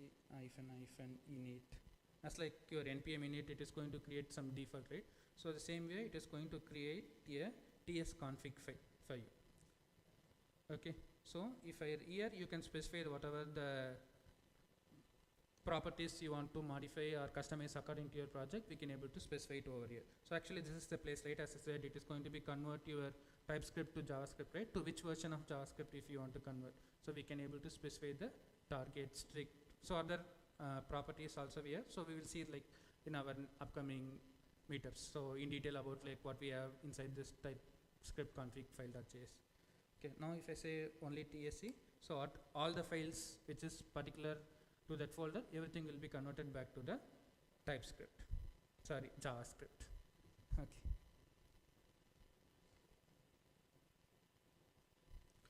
Okay. So as I said, like there is always a debate between using TypeScript and not using TypeScript. So some companies started adapting TypeScript for all their new projects. So even if you take today, if you install React through Next.js, so by default it will start with TypeScript. There is an option to convert to JavaScript, but by default it is allowing us to create with the TypeScript, right? So and also like if you heard about like Svelte.js, so they moved out from TypeScript. Why? Because it's like they want to save some compilation time. So it is based upon their project requirement. See, for example, some months back you might have heard Netflix moved out of AWS and traditional architecture by saving huge amount. So it doesn't mean that nobody is using AWS. So it is particular to even in Netflix, some other projects still running on AWS. So for that particular project, they may not need it. So it all based upon the need. Okay. Okay. So what are the some like the famous personalities like telling about TypeScript? Like so like I hope you know about like Kenzie Ducks, right? He is a famous the JavaScript tutor. So what he is saying that the TypeScript is one, it is only a matter of time whether you're using it. Whatever he is going to teach, he is going to be teach only with TypeScript. And like if JavaScript was a Clark Kent, then TypeScript is a Superman. Like I hope you know like Clark Kent, right? The normal person who becomes a Superman. Again, the JavaScript is a normal person. With TypeScript, JavaScript becomes the superhuman. Okay. So in the never evolving web dev landscape, adaptability is the key. So for example, let's say, so when we speak about the evolution of ECMAScript, right? So ECMAScript have the plan of supporting the optional type checking in JavaScript itself. So we don't know like when it comes, but when it comes, we may not need the TypeScript itself because the native JavaScript might support the type checking itself. So it depends, we don't know, right? So TypeScript has left its mark but face competition from the native JavaScript feature. The choice between depends the project need and team preference. Stay open to the change in this dynamic field. That is ever forever, whichever technology, whatever it is, we need to adapt to the change. That is the key. Yeah. So that's a summary of our session. Like we have seen like what is TypeScript, the history of TypeScript, what are the key features of TypeScript, and how the people like using the balance between TypeScript and JavaScript, why we need TypeScript, the basic TypeScript, function, enum, generics. Yeah, any questions? Yeah, yes.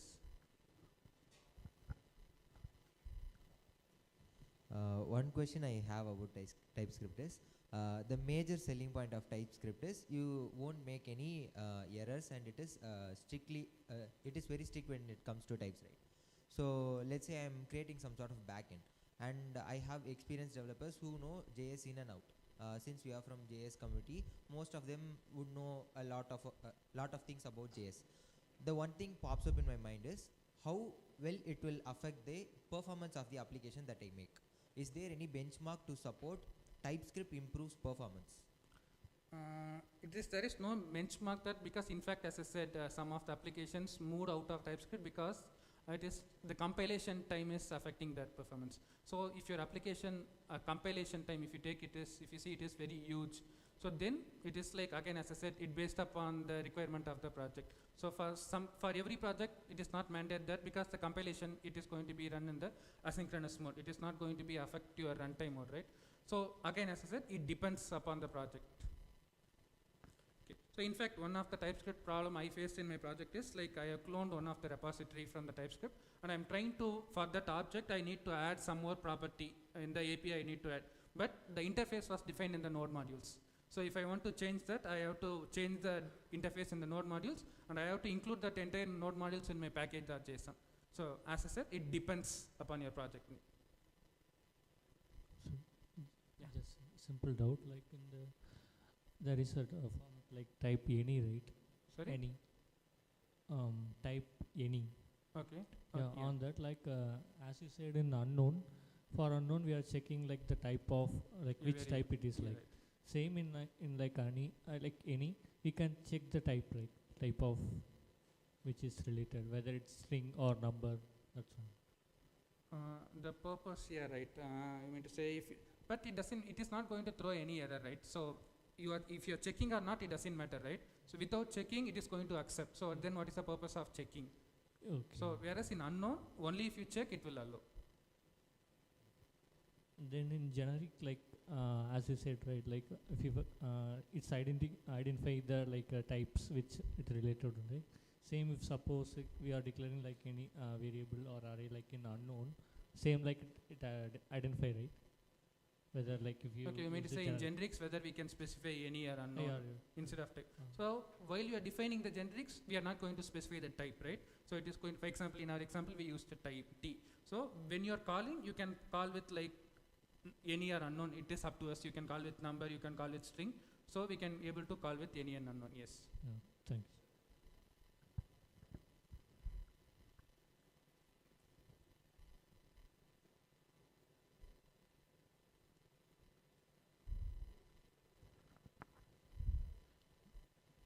Does type checking happen in generics? Type checking happen in generics. Yeah, it will, because you are specified like what is going to be the type and what is the return type. If you are applying for interface, what type of value the variable it is going to hold. If you are going to apply for a function, we can specify it for the parameter, and we can able to specify it for the return type as well. So could you give me some example like a type with interface? So probably we use in the past in the type method. Yeah, so type alias, we can say type alias interface actually, right? Okay, so what is the difference is like type we used to specify, type is nothing but we can able to reuse that variable. For example, if I say like type car and it is going to be a string, type model, it is going to be a string, I can use that variable inside an object. So what I mean is, for example, normally what you do is property, for example, let's say car, we used to specify the string, right? Instead of that string, I can define one variable. For that variable, I can define on the top type. So that means I can reuse that variable with the type variable. I can able to reuse it. Interface is like the structure of that variable, structure of an object. Even for that structure, you can define it, that variable as another variable. So like So we can able to use in the both things in the TypeScript, right? Yeah, it is like it is nothing as the name suggests, type alias interface. Yeah. So it is like we can inside the interface we can make use of a type. Okay. Thank you. Thank you. Okay, thank you everyone. So if nothing more, yeah. So if you want to connect with me, yeah, sorry, yeah. With any, it's not gonna do anything, right? So can we just leave it empty, not specify it as any? Okay. So with the any type, do we need to specify any? Okay, I understand. Okay, so see, for example, in TypeScript, what happens is, for example, let's say I have declared one variable where a equals 10. Okay, so it will internally assign the type a as number. Okay, next what will happen is, if I am trying to assign a equals hello, it will throw the error, because internally it will understand that a is of number type, even though you are not specifying it. Okay, so when you are trying to assign a string value, it is obviously going to throw a compile time error. So it will not accept a string. Another data type it will not accept. That's the reason we are using any. So, so I mean to say, normal. I understand your point. Okay. The question that I have is, a normal JavaScript code is a valid TypeScript code, right? Yeah. But if we don't specify the proper types, then a normal JavaScript code will break. Okay. So when it comes to type checking, yes, the first step in migrating from JavaScript to TypeScript is converting all the variable to any, and then gradually assigning the individual types for the variable. Okay, thanks. A very good point.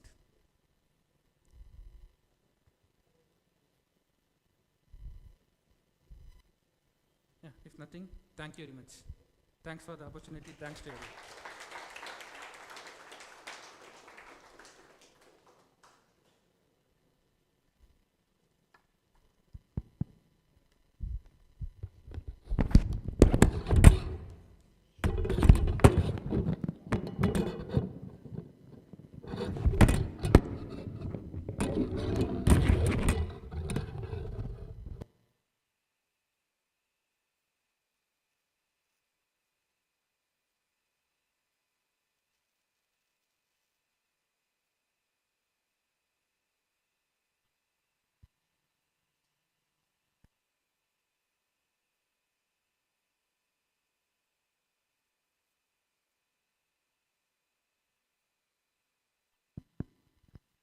So thank you so much, Rajesh. So we'll just have a quick another icebreaker before ending up this session. So this would be a normal trivia kind of question where I think you can form a group of 2. So it'll be nothing but the questions will be displayed along with the time, where you can choose the correct answer, and so based on the correct answer, like amount of correct answer you choose and the time that you take to choose the correct answer, so we'll get the leaderboard displayed. And as usual, the first, the top 3 people in the leaderboard will get the gifts. I think, am I clear? Yeah. So just, I think you can have like form a team of 2, because we have a limited participants count. So a single participant, I don't think it would be feasible. So please do scan, and if you're all done, we can start with the trivia questions.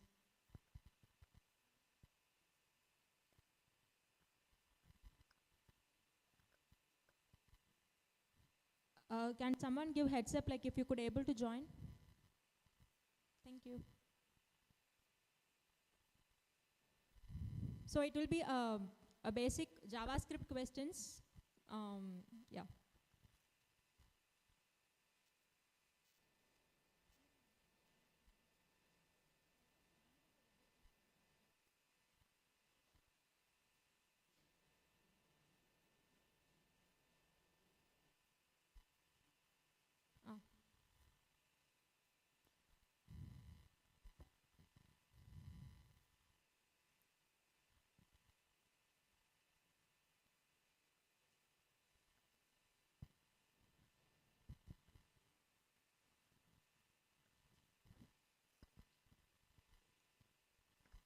Also, depending upon the difficulty level of the question, it would be like the time for each question would vary. So it's nothing like too complicated. We have like basic questions. I don't think like you could get some time to surf because we have limited time to just read the question and answer it up. Like, are we done? Can we start the trivia questions? Fine. Do someone need some time to log in?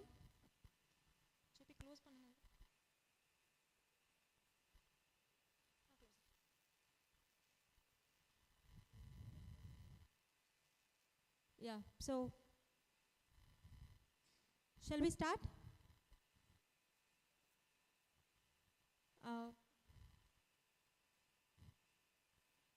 The thing is like we have only 30 seats to enroll. So if someone have done it individually, I think you can pair it up and do it so that other people have a chance to log in up.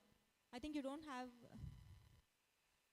Devi, still I think individual persons are still in the list and few people are not able to join. Yeah, so please like those who have tried to log in individually, try to pair it up and do it. If anybody is trying to join and not able to, please let us know. Yeah, I just made one. So yeah, if someone have logged in as a single participant.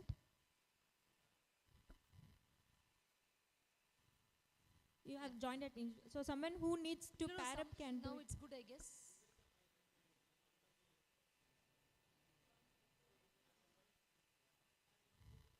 Yeah.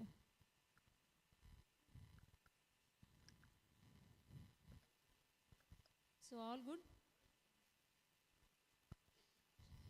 Shall we start?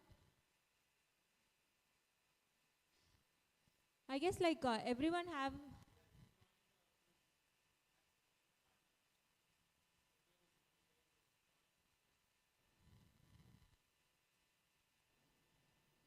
Anybody's left out? So you three have joined. So two in a team. So you could join with a person.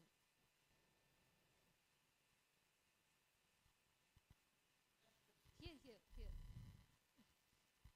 See, it's just that we have exciting prizes coming up, so it will be very useful only for you guys. Hence, we are just pairing up. So the top three group from the leaderboard will get the prizes.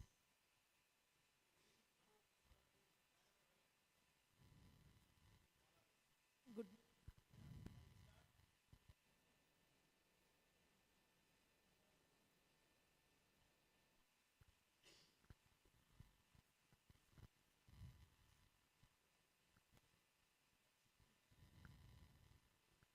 So your first question, which company developed JavaScript?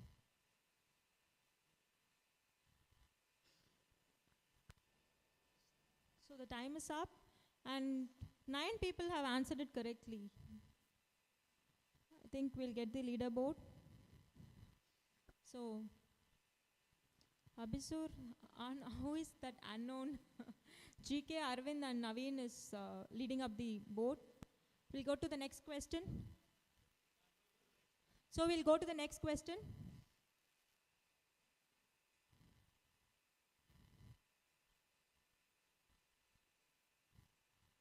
So what was the original name of JavaScript?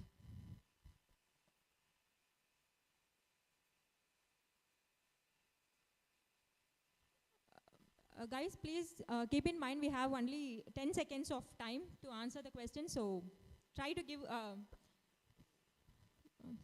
okay, so 13 have answered correctly. Unknown, who is that unknown? We'll assume with some name then. Who is that unknown? Like anyone have answered? Oh, Rajesh, okay. Should we consider Rajesh as one of the participants? No, I'm sorry, you are not. You are excluded then. Okay, the next question.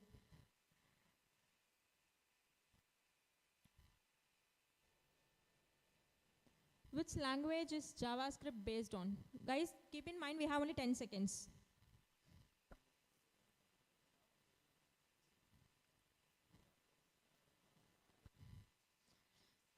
Glad, like 15 people answered. Correct. I think people are not that attentive, right?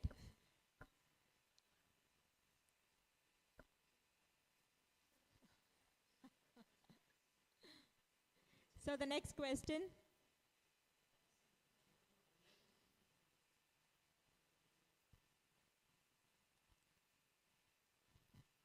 Which of the following is not a reserved word in JavaScript? We have 3 more seconds.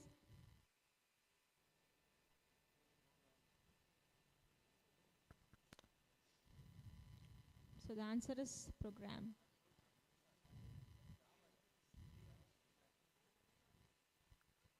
So Arvind is leading, Tony Stark is leading Bharat Raj and Ashok. Okay. So we'll go to the next question.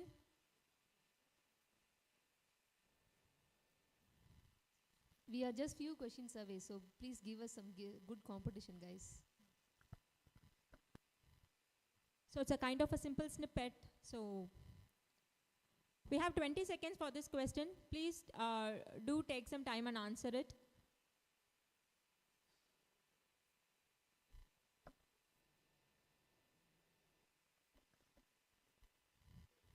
So yeah, 13 people answered it correctly.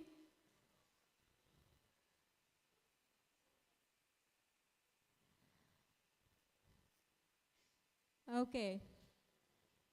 So we cannot consider unknown for some reason, sorry. So it would be Bharat, Arvind and Tony Stark. So the next question.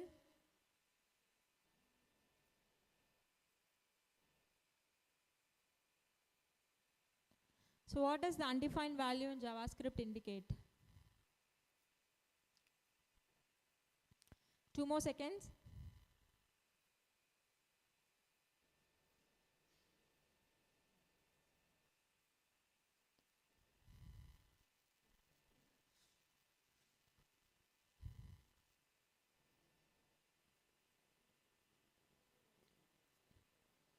Okay.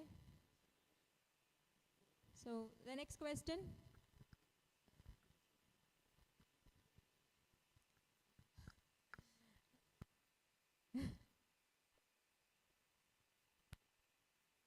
So what is the default type of a variable declared using let keyword in JavaScript?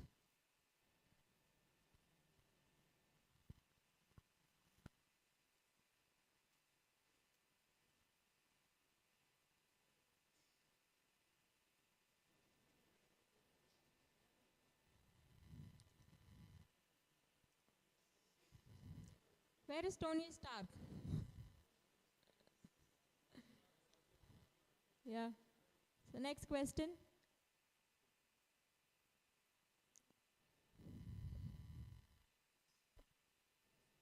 So what is the type of a variable declared using const keyword in JavaScript?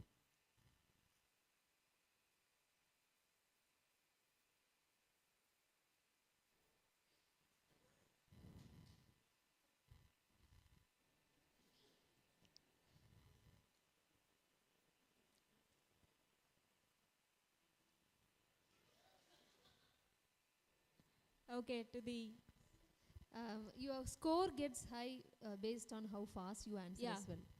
So the leaderboard gets calculated even if you answered it correctly. The time you taken to answer it correctly, so that also is into account. The next question.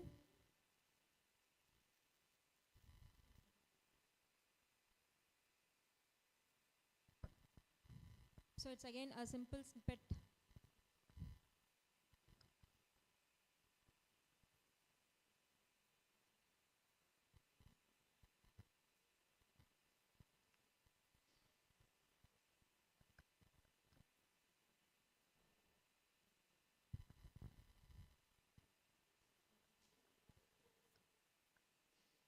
So 7 have answered it correctly.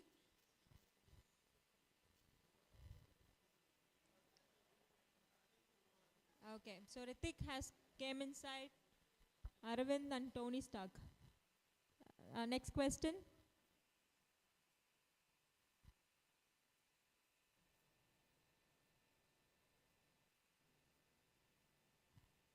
So which of the following is a way to create an object in JavaScript?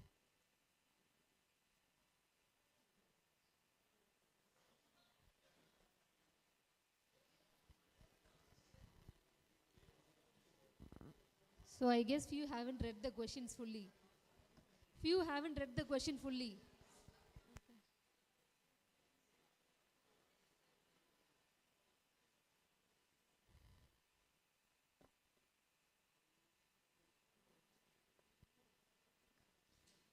Unfortunately, unknown is not taken into account, but he is leading the leaderboard. The next question.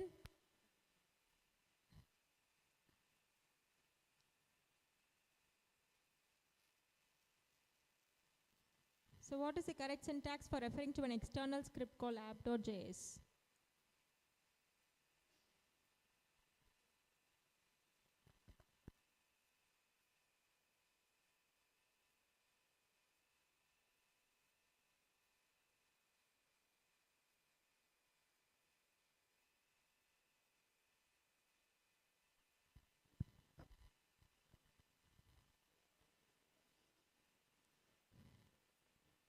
Who is Arvind, Bharat, Ashok? Okay. Ritik, Tony Stark. So I think there is a speakers. Bongpa.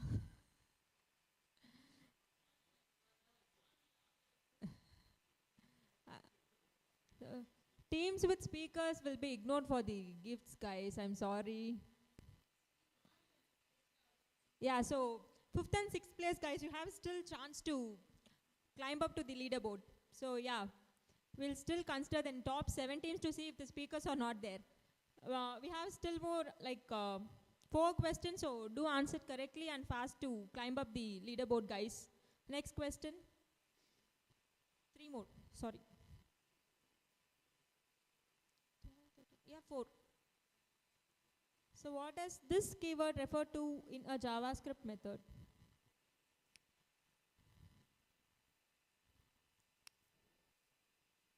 Guys in the 6, 7, 8 position also have a chance to climb up the leaderboard.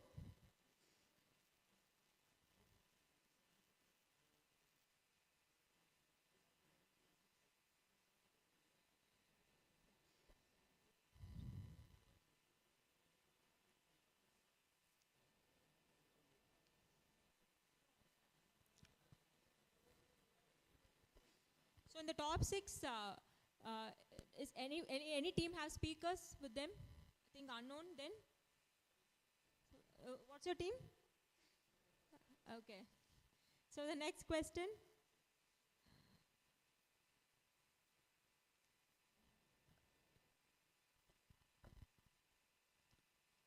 Which ESLint rule should be enabled to ensure that code does not contain any console log statements?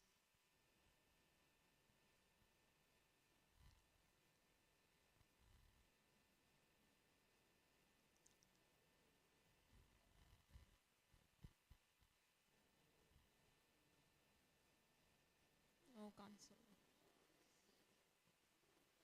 So who is leading still?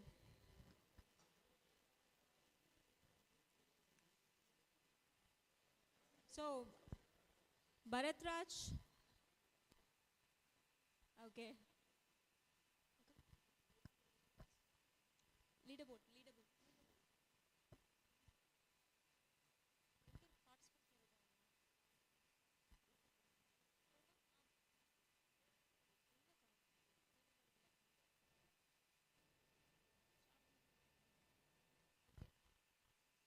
We'll go to the next question.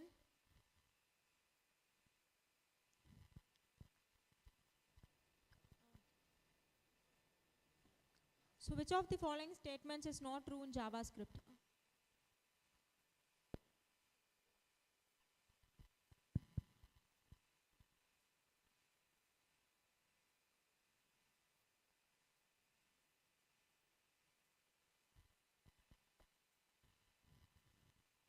So team at 4th and 5th place have high chances to climb up the leaderboard. We'll just see if any changes are there. Ignoring unknown and Arvind. So Bharatraj, Ashok, Rahul, Tony Stark have still high chances to climb up the leaderboard. We'll just have the last question of this trivia set. Shall we? Shall we go to the last question? Okay, the last question.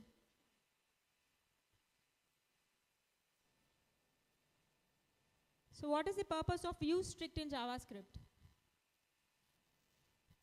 Guys, answer it fast to climb up the leaderboard. It should be easy one, I guess.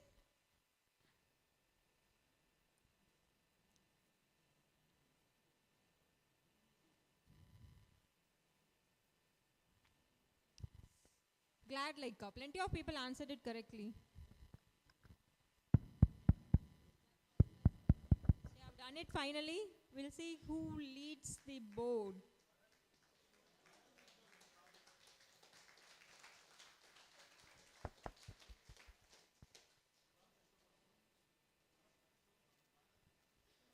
Okay.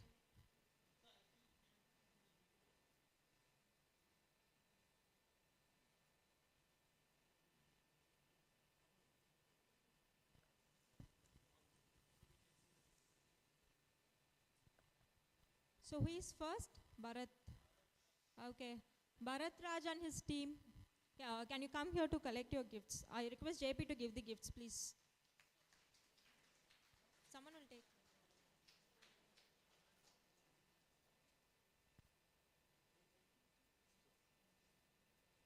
So Bharat Raj with Pattabhiraman.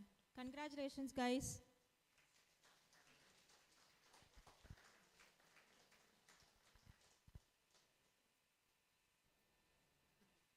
So okay, the second place, Ashok and team.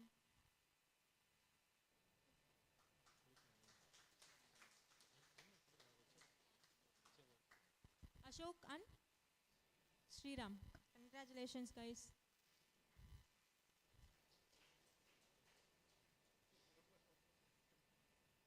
So third is unknown. I think he deserves chocolates, but not gifts at least.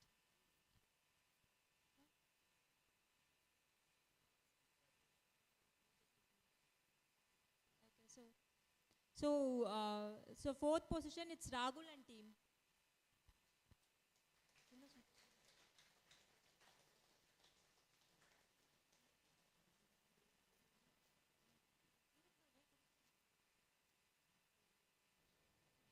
Ragul and Harish.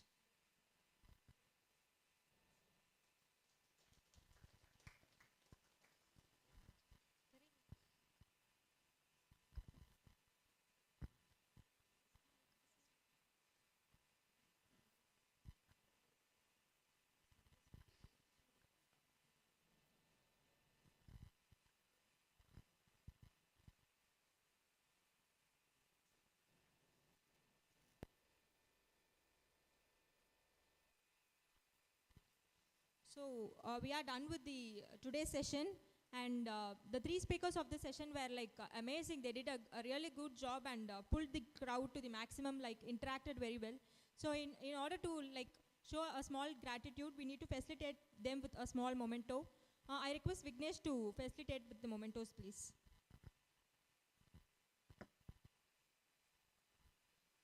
Arun Kumar.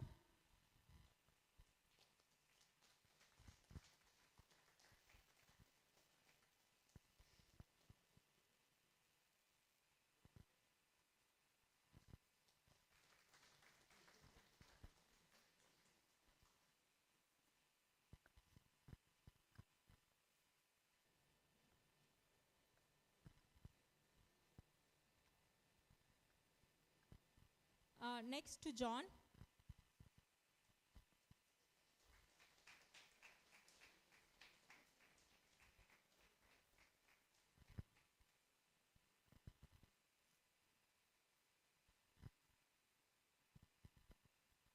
And to Rajesh.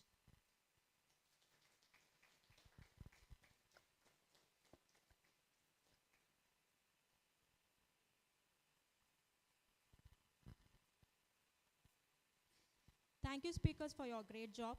So the session would not be complete without getting to know the feedback, like how the session went, right? Because we need to know like what went well and importantly what not went well, so that we could rectify it better the next time. So I request like if anyone could come over here to share your experiences, please. We also do have the QR code displayed so that you can submit your forms, but we'll be very much elated to get the live feedback here. Come on, guys, like we just need to know like how it went. Yeah, you can come here to share your experience, please.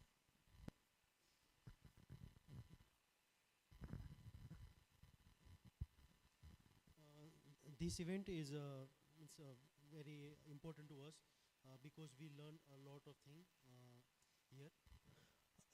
We learned a lot of things here. I have one feedback that during the contest, I just my network issue is there, so so I'm able to do the quiz. So if here we get a Wi-Fi connection, then it will be very good. Because in the last time also, I attend the meetup in the Chennai React. At the time also, network issue is there in my mobile. So if you will provide a Wi-Fi, then I can able to give a quiz like that. Yeah. Okay. Thank you. Anyone else? Yeah, it could be like anything. Speaker, session, the ambience, it can be anything. The host, the volunteers, the organizers. Because this is the first community meetup from Chennai, so we need some feedback from you guys to make it better.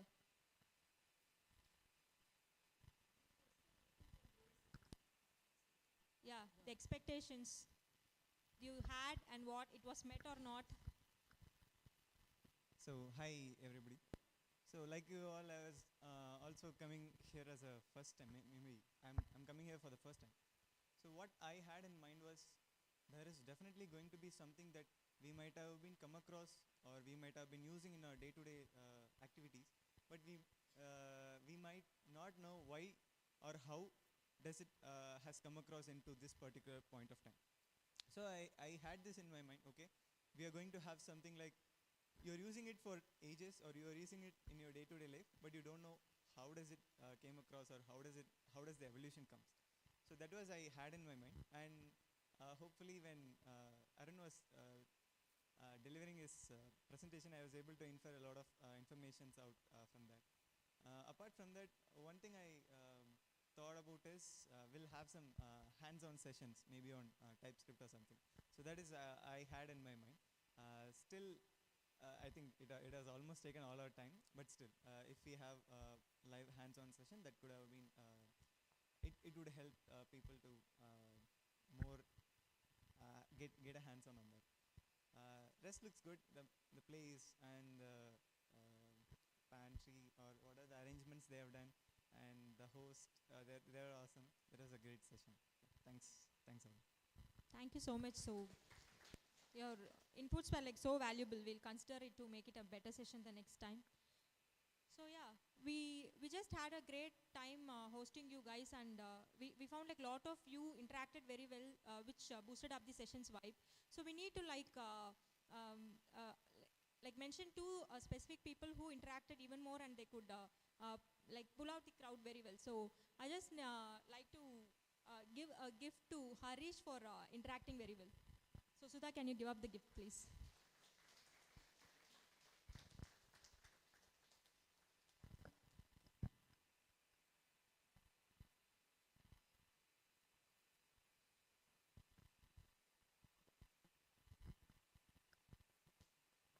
The another guy who had like a great interaction with the speaker, so I need to mention Selva for this. Sudha, please do facilitate with him with the gift.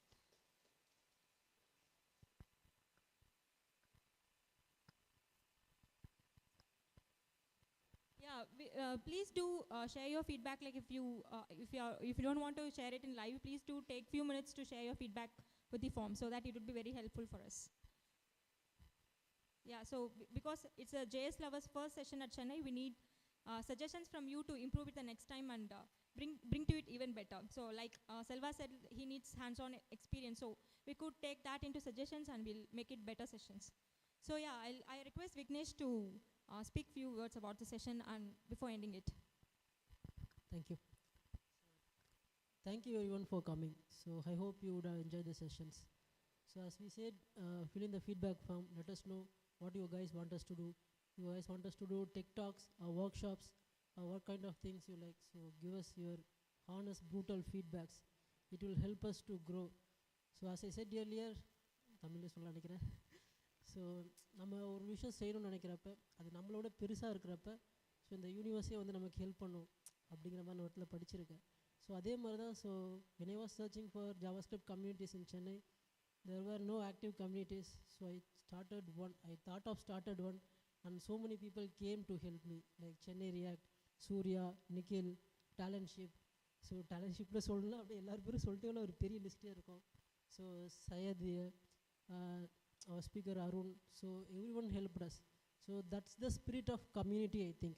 So community is a place where everyone comes in, everyone learns from it, we gain knowledge from each other. So with your support, we can grow as a community in JavaScript community in Chennai. We can make it big. So we have photo booths outside as well. So post it in social medias like Twitter, LinkedIn. Let know other peoples about the event happening. So what is your experience? So it will help us to bring in more developers, more people. It will help the community grow. As a community, as I said, you are the part of community. Each and every one of you is a part of community. We all can grow together. That's what the spirit of community is. So thanks again for coming here and making this event a great success. Thank you guys.